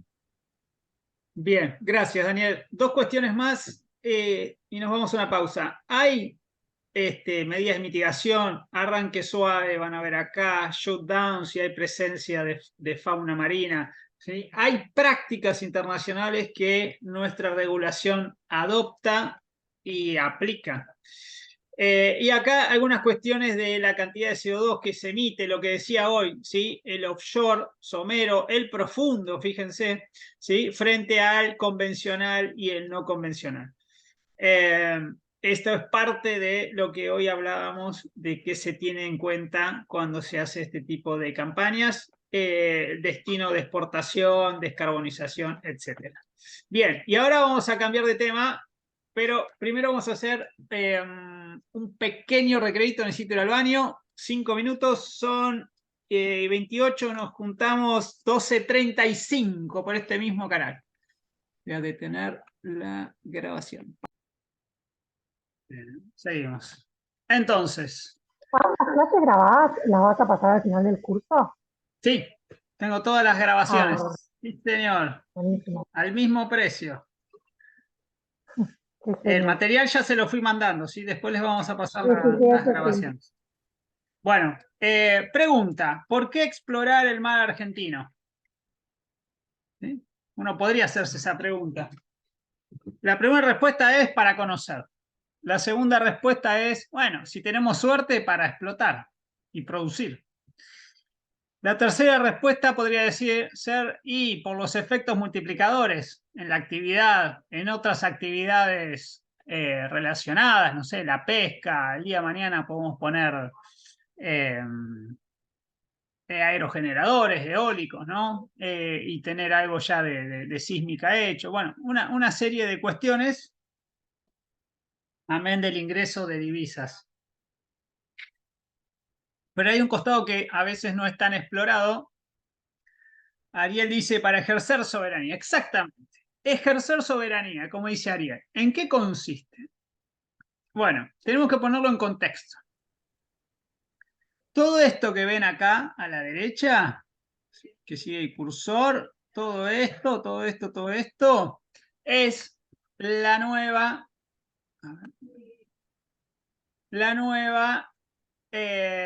plataforma continental argentina. Esto fue reconocido por la ONU en el año 2016 y en ese contexto vamos a poner el lado B de la explotación y exploración hidrocarburífera, que tiene que ver con la geopolítica. ¿Para qué sirve ir al mar argentino a buscar hidrocarburos? Entre otras cuestiones para esto, para fortalecer el reclamo soberano sobre Malvinas, usurpadas en el año 1833 por Inglaterra. Cancillería hizo algunas cuestiones sobre actividad ilícita, ¿no? Declarándola y denunciando y con denuncias penales y en foros internacionales. Y a mí me gusta siempre resaltar esto. La última vez que los representantes máximos, autoridades máximas de Argentina y de Inglaterra se juntaron, fue esta, donde Alberto Fernández y Boris Johnson, creo que en una reunión del G20, tuvieron un encuentro bilateral. Y la pregunta que yo les hago es, ¿qué le pidió Boris Johnson a Argentina? Le dijo, che, quiero esto. ¿Qué le pidió? ¿Qué se imaginan que le pidió? Dámelo a Messi. ¿Qué le pidió? Explotar petróleo. Explotar petróleo. ¿Qué más?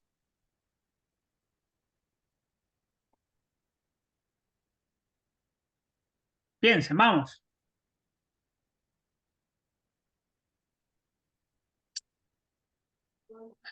No se imaginan. Atrás está el traductor, ¿no? Bueno, lo que Boris Johnson le pidió a Alberto Fernández fue energía.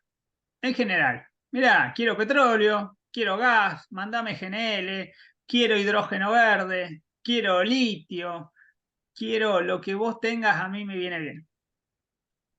¿Qué le contestó Alberto Fernández? ¿Qué se imagina? Habrá pensado, che, estos son dólares frescos, podemos reforzar la vinculación comercial. ¿Qué le contestó Alberto Fernández? Abrir la negociación por Malvinas, ¿no? Exactamente. Palabras más, palabras menos. Dijo, todo bien, pero yo necesito reabrir el diálogo por la disputa de soberanía sobre Malvinas. ¿Qué le contestó Boris Johnson? Le dio la mano, se levantó y se fue y le dijo, para mí eso es una cuestión cerrada. Es decir, no hubo ningún avance. Pero lo relevante es que Argentina tiene algo para poner sobre la mesa, ¿sí? E intentar reabrir esa discusión, que es la energía. Si no fuera por la energía, Boris Johnson no se hubiera sentado a esa reunión. Entonces, entre cooperación económica e integración territorial basculan, ¿sí?, los intereses de cada parte en esta vinculación bilateral. ¿Sí? Recordemos la famosa resolución 2065 de la ONU, donde exhorta a las partes y las partes son Argentina y el Reino Unido, nada más, 2 partes, al diálogo. ¿Sí? Esa es una resolución que fue ratificada 8 meses después de la Guerra de Malvinas por la ONU. No es que la invasión de Argentina a Malvinas echó por tierra esta resolución, sino que fue ratificada. Es decir, este es el marco en el que la negociación debería darse. Obviamente, después de la guerra, Inglaterra dijo, hasta acá llegué, no voy a dialogar nada, y en todo caso habrá que preguntarle a los malvinenses. Y Argentina, en el marco de esta resolución, se niega a considerar a los malvinenses como un tercer sujeto, ¿sí? Porque dice que es una población implantada y Argentina rechaza la pretensión de el derecho a la autodeterminación de los pueblos, que no se aplica en este caso. Y Argentina insiste en la integridad territorial. Bien, en este marco, estas son las denuncias ilícitas que hizo Argentina a las empresas, ¿sí? Silay, Rothhopper y otras más que tenían actividad, y algunas siguen teniendo, sobre todo en la parte norte de las islas, Premier Oil. Este es el nuevo límite exterior, reconocido por la ONU en el año 2016 y aprobado por nuestro Congreso en el año 2020. Son 1,7 millones de kilómetros cuadrados adicionales al territorio nacional.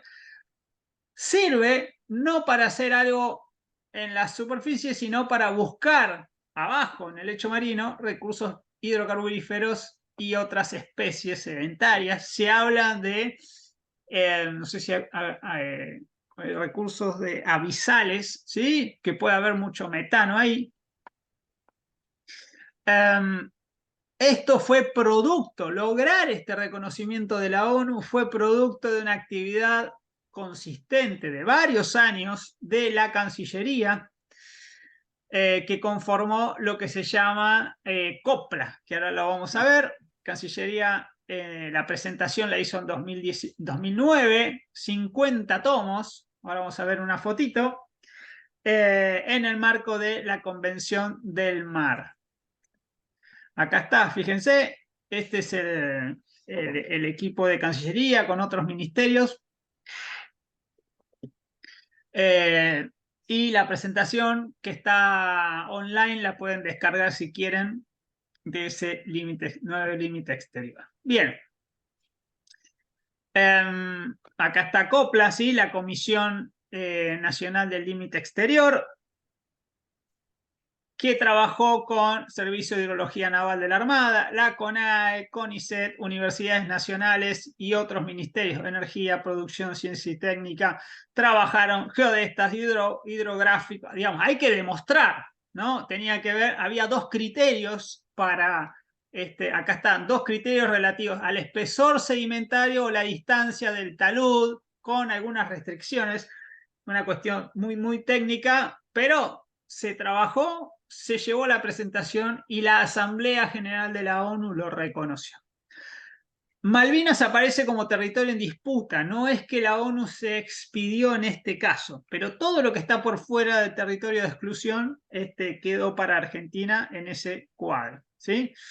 400.000 horas hombres, bueno, después fue sancionado en 2020, y acá está lo de Malvinas, donde reconoció una disputa de soberanía. Bien, y después la pregunta es, ¿y qué hago ahí una vez que me reconocen un nuevo límite de la plataforma? Pablo dice, nuevo límite, ahora también está siendo discutido por Chile, sobre todo en la zona antártica, hubo reclamo de Cancillería. Sí, efectivamente, Chile no está conteste con este nuevo mapa de Argentina y ya ha habido cruces a nivel diplomático. Bien, ¿habían escuchado hablar de Pampa Azul? Iniciativa Pampa Azul. No. Sí, sí. Bueno, bien por los que escucharon, están al tanto. Es una iniciativa del gobierno argentino que junta diferentes ministerios. El objetivo es realizar investigación científico-tecnológica de frontera de I+D. Incluye, es una iniciativa interministerial hay 3 temas que me interesa resaltar en esta agenda: cambio climático, gestión de riesgo ambiental y prospección geológica. ¿Sí? Esto se hace con flota, con infraestructura, con capacidades humanas. La idea es fortalecer la soberanía nacional sobre el mar. ¿Qué puede suceder? ¿No? Acá veíamos la foto, ¿no? Cómo se van tomando datos, cómo aportan científicos, gente de Fuerzas Armadas, de varios ministerios. Desafíos. ¿Qué podría suceder? Imaginemos el mejor de los mundos. Bueno, encapsular clastratos. Palabra que la tengo que leer porque si no, no me sale. ¿Sí? Que son cúmulos abisales de gas metano congelado. Imagínense ir allá al lecho marino, unos metros para abajo, kilómetros, y encontrar mucho gas encapsulado. Pero mucho gas, ¿no? Bueno, poder buscar un método que técnicamente sea seguro para extraerlo, para que no haya emisiones fugitivas de metano, que lo que habíamos dicho recién es que lo queremos controlar, medir, controlar, etcétera, y que lo podamos de alguna manera comercializar, monetizar. ¿Quién lo financia, Eso, Juan José, esto? Pampa Azul, el gobierno argentino, enteramente. ¿Sí? Pero Pero esto digo, ¿cómo? este tipo de encapsulado de estos clastratos y demás, o sea, Sí. ¿quién No, tiene la eso es... tecnología y los fondos para poder hacerlo? Eso no sé, no tengo idea, eso vendrá después. No sé si se hace, pero responde también al interés de por qué las compañías de primer nivel están acá. Digamos, algún premio debe haber dando vuelta que todavía nadie sacó, ¿no? Hay un periodista especializado en estos temas, escribe en La Nación, Mato, creo que no como Facundo. Lo voy a buscar. Siempre trae información muy, muy importante en estos temas a nivel internacional. Bien, y después obtener hidrocarburos y algo que ustedes seguro han escuchado hablar, que son los minerales críticos, ¿no? Bueno, y otros metales. ¿Habrá, no habrá? Encontraremos, no encontraremos, no lo sabemos, pero son muy apreciados, sobre todo en temas de transición. Bien, hasta acá llegamos, señoras y señores. En el día de hoy son 1:10. Tenemos unos minutitos para charlar. ¿Qué les parece todo esto? ¿Qué opinan? ¿Qué podemos esperar de un próximo gobierno? Ahora los quiero escuchar yo. Gonzalo, adelante, a ver. Bien, no, me voy al primer tema. Tal vez en mi interpretación, no lo sé, pero digamos, mucho de esto de el marco regulatorio que se va perfeccionando día a día con los aspectos ambientales y los organismos del Estado que participan, siento que, digamos, vienen y le da forma a partir del proyecto Argerich. Ahora, ¿qué pasa con toda la exploración offshore en Cuenca Austral que viene de, no sé, del 60, 70, con esas adaptaciones, digamos? En algún punto siento que se pone mucho el foco en Argerich y queda más escondido lo de Cuenco Austral. Tal vez está bueno porque te evita conflictos o demás, pero bueno, siento que mucho, digamos, va surgiendo a partir de Argerich y después las adaptaciones y el marco regulatorio. No sé cómo juega, digamos, con lo que ya estaba vigente. Siento que a veces la interpretación es como que el offshore nace a partir de lo que se está descubriendo, cuando lo que estábamos viendo anteriormente es que, bueno, ya hay una tradición en offshore en Argentina. No entiendo la pregunta. Claro, digo, uno de los marcos regulatorios que ibas marcando, mostrabas que participaba el Consejo Deliberante de Mar del Plata, ¿no? De las últimas resoluciones que salieron del Ministerio de Ambiente. Ahora, ¿eso también se ve en el offshore de Cuenca Austral? ¿Participan organismos Sí, locales de Tierra del Fuego, de Santa Cruz? ¿Cómo es eso, digamos? sí y no. Ahí, Juanjo, después si querés agregar más desde la parte legal y regulatoria. En primer lugar, todo este andamiaje regulatorio nace a partir de 2019, como mostraba Juanjo, en particular para este caso, pero de Argerich o de los nuevos bloques que se licitan en 2019, pero aplica, por ejemplo, a CAN, que ya había sido asignado previamente, y aplica también a la cuenca marina austral. De hecho, el proyecto Fénix fue audiencia pública y siguió todo el paquete de regulación nacido del 2019 porque se presentó posterior a eso. Previo a 2019, como no existían estas regulaciones, las que regían eran las vigentes en ese momento. Hubo un aprendizaje a partir de no solamente los nuevos proyectos, sino de la nueva regulación. Mencionaba Juanjo el Acuerdo de Escazú, también las nuevas corrientes, nuevos aprendizajes que se hicieron a partir de benchmarking con México, con Perú, con Brasil, con Noruega, etc. Con lo cual, nada, como cualquier otra regulación en cualquier otro sector, hubo un desarrollo y un crecimiento de la regulación y se empezaron a tomar esas a partir de los proyectos nuevos. Los proyectos viejos se regían por regulaciones anteriores y en muchos casos, en el caso de Cuenca Marina Austral, al caer en aguas de jurisdicción provincial, se regían o se rigen al día de hoy por la normativa provincial. Entonces ahí hay que hacer la diferencia, depende del proyecto, depende en qué jurisdicción cae, qué regulación le toca.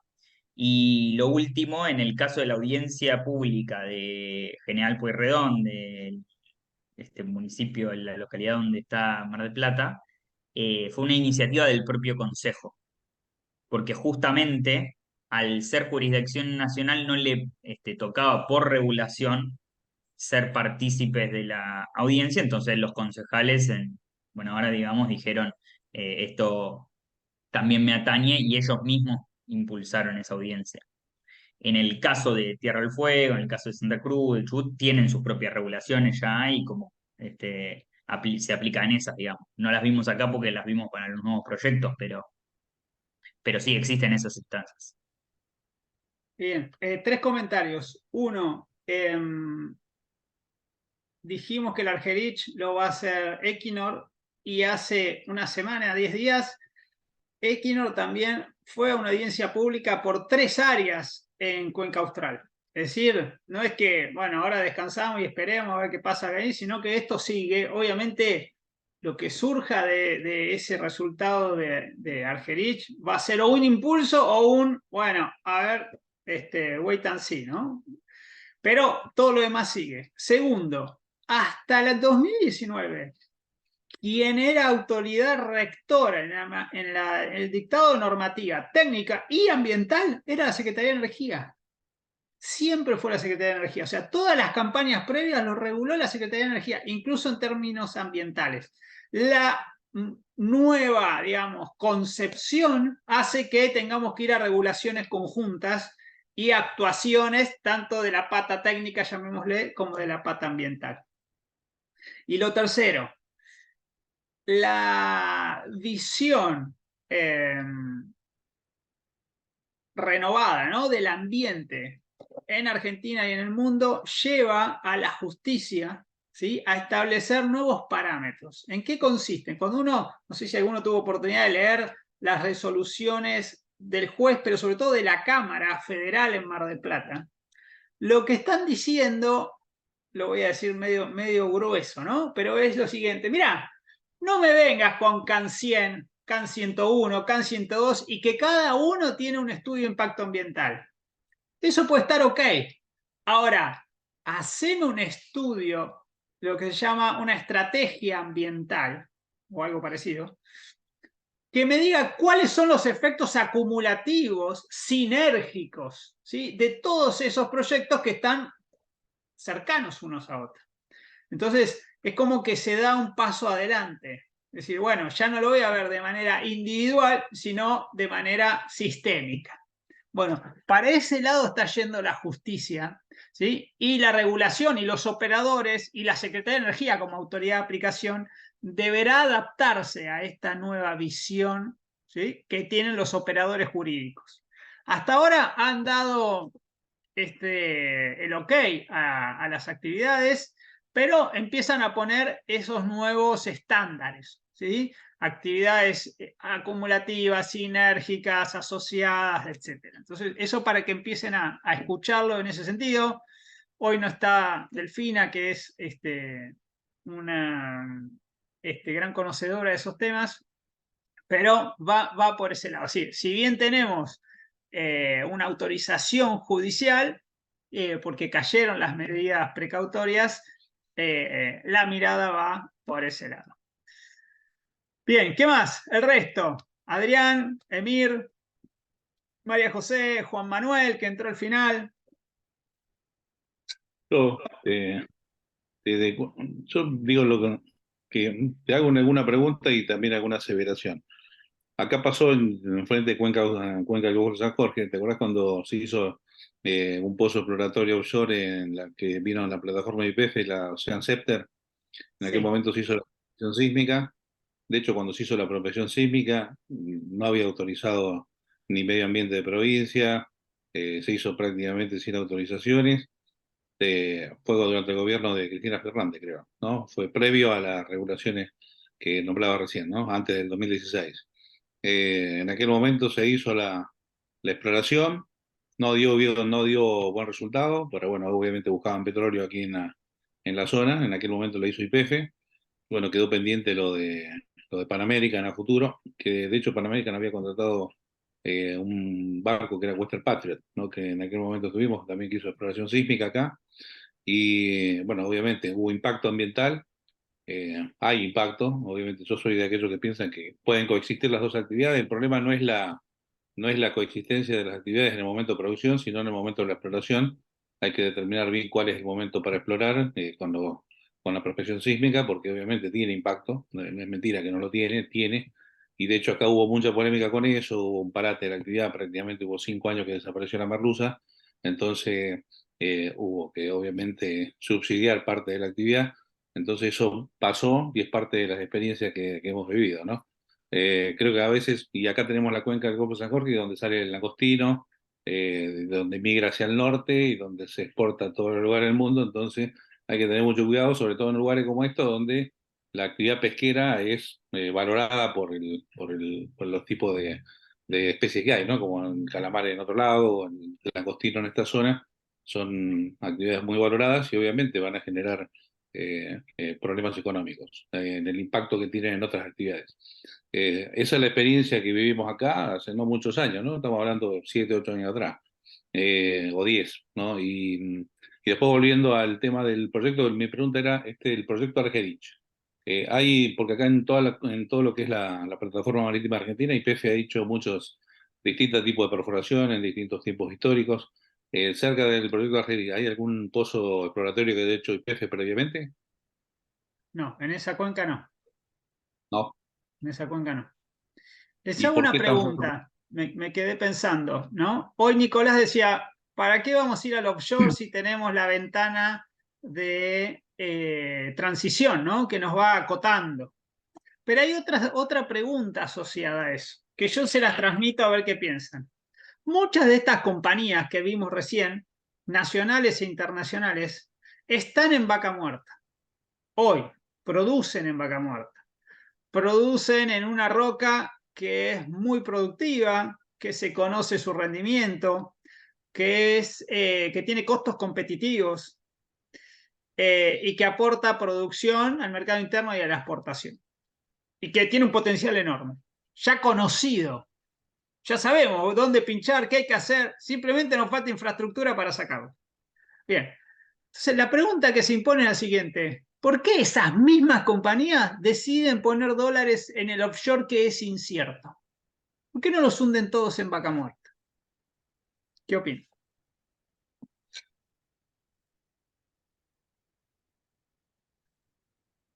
Y porque hay proyecciones geológicas, ¿no? Y obviamente que debe dar buenos resultados. En el caso acá, yo me repito lo que conozco, ¿no? Acá en Cuenca del Golfo San Jorge, por ejemplo, Pan American tiene una zona para explorar frente a Comodoro, frente a Caleta Olivia, acá de donde soy yo. ¿Y qué es lo que buscan ahí? Todo lo que es la misma área de producción o la misma plataforma subterránea que tiene Cerro Dragón, ¿no? Ellos dicen que van a buscar lo mismo que está en Cerro Dragón en Chubut, en la cuenca del San Jorge, en el offshore. Entonces, tienen estudios preliminares y hay experiencias previas. Acá sí hay pozos previos, Entonces, lo dejan a futuro cuando sea económica y potencialmente probable invertir para eso, en un momento que comercialmente les sirva, lo harán, pero eso es lo que en el mar hay un lente de la misma formación geológica de Cerro Dragón hacia el mar, que es lo que van a buscar. Digo, eso está claro acá por lo menos. Bien, Y bien, ahí Emil. ¿El resto? Hay una cuestión también de cartera de negocios, ¿no? A la hora de negociar con los estados nacionales, me parece, ¿no? Si tienen yacimientos diversificados, tanto en offshore como convencional y no convencional, imagino que es más fácil negociar que si dependen de una sola actividad. Negociar con la autoridad de aplicación, decís. Claro. ¿Mm? Bueno, pero ahí ya se te complica, ¿eh? Porque en un país federal vas a Vaca Muerta, tenés Neuquén, y venís al offshore, tenés gobierno nacional. Desde ese punto de vista es disímil. O por lo menos, digamos, tenés que hablar con los dos. Esto que sí.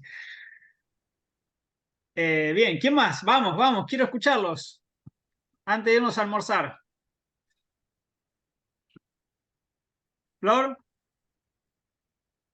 No, no sé, o sea, me dejas pensando, o sea, creo que porque, o sea, cuanto más recursos exploten mejor, o sea, ¿por qué tendría que ser una cosa o la otra?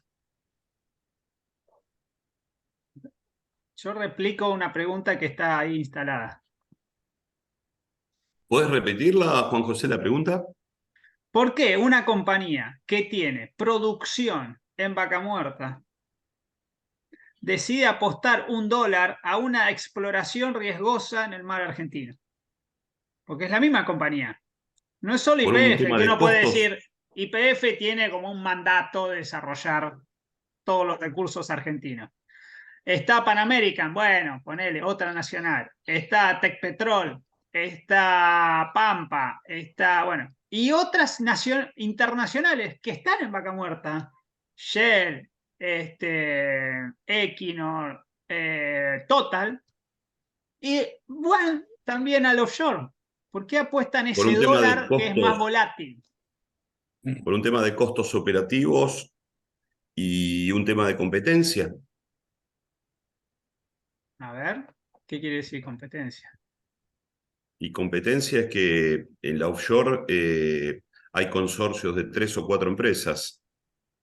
Dentro de lo que es Vaca Muerta tenés una infinidad de empresas donde están disputando por metros cuadrados, por decirte algo, por hectáreas. Entonces los volúmenes, en caso de acertar, de pinchar donde está el punto justo, el premio es mucho más grande que, y no compartido como el de Vaca Muerta, por ejemplo. Vaca Muerta, Lomo de la Lata, todo lo que hay ahí dando vuelta, ¿no? Bien, bien. Daniel, ¿quién más?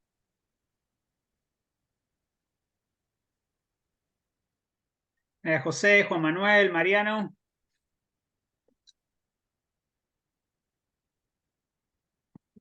No estoy seguro, pero yo para mí tiende a haber menos conflictividad en la explotación de un offshore que la convencional onshore. Digo, sabiendo eso del todo el conflicto que hubo durante la pandemia en Mar del Plata, pero se resolvió en plazos medianamente rápidos, un año, y yo siento que eso en lo continental arrastra a otros conflictos y otros actores también. Digo, sí, Ajá. en Neuquén participa el Estado provincial, pero también en algún punto participa el nacional, en cambio en el offshore solamente el Estado nacional y la justicia nacional. Me da que en algún punto suele ser más permisivo. Bien. Ariel dice, porque saben que hay retrasos en la agenda ambiental, que se va a ir corriendo la frontera. Bien. ¿Alguien más? Tema de ¿Algún aporte final? eficiencia, ¿Cómo? por un tema de eficiencia, de rentabilidad, de eficiencia.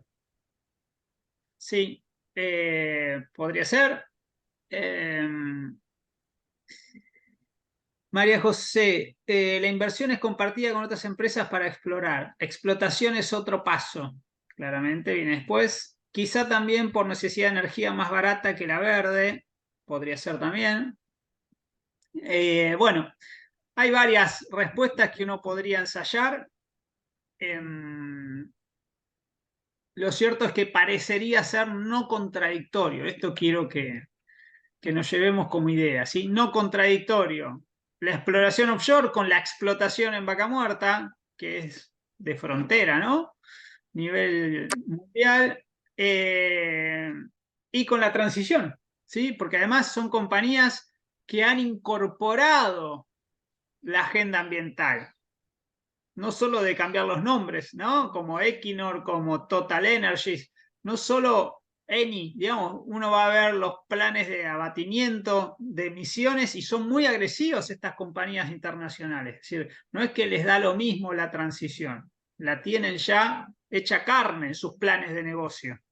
Bueno, esas mismas compañías siguen apostando al offshore argentino. En algún momento, no lo dijimos, ¿no? Por ahí Facu puede profundizar. Esto estuvo a punto de irse al demonio, pero a punto, ¿eh? Toda la ronda estuvo a punto. Primero por las cuestiones macroeconómicas de Argentina y después por los temas ambientales. Digamos, o sea que hubo cierta resiliencia de parte de las compañías y también cierta adaptación de parte del regulador. Vimos que se dieron prórrogas, ¿no? Etcétera. Se contemplaron cuestiones que pasaron en el medio.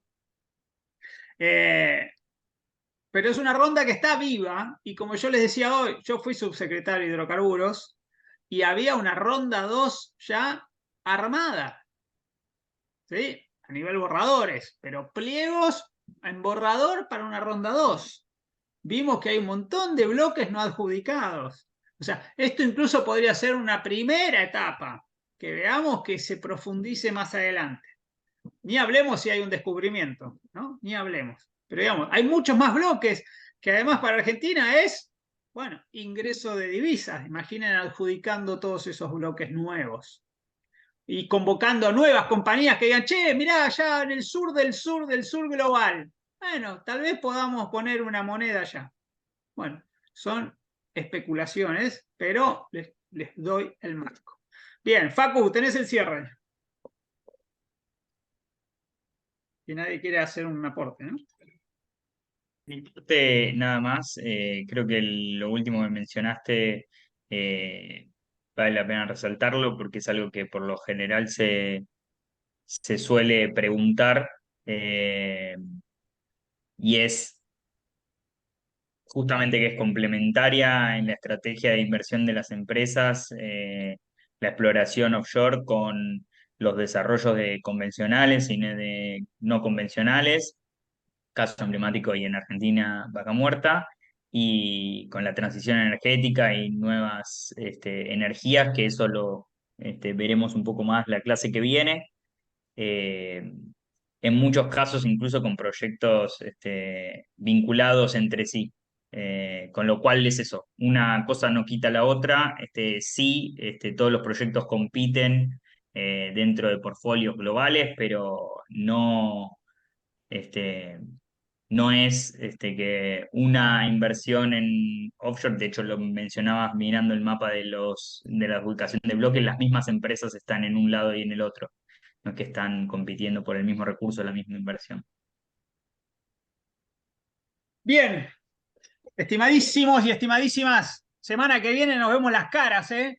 Saquen pasaje, produzcanse para la foto. Nos vemos a las 10 de la mañana, el 12 del 12, con presidente en Perdón, funciones. Sí, perdón. ¿Vamos a armar algo para comer después del evento o lo armamos sobre la marcha eso? lo arman ustedes. Eso se lo Bueno, dejamos a ustedes. Nosotros a de la acuerdo. 1 bajamos persiana. Nos dicen, che, vamos al boliche acá a la vuelta y ahí vamos. Así que somos gente grande, Listo, organicen. de ¿Estamos? acuerdo. Dale, Bueno, espero les haya sido útil la clase de hoy. Freno la listo. grabación.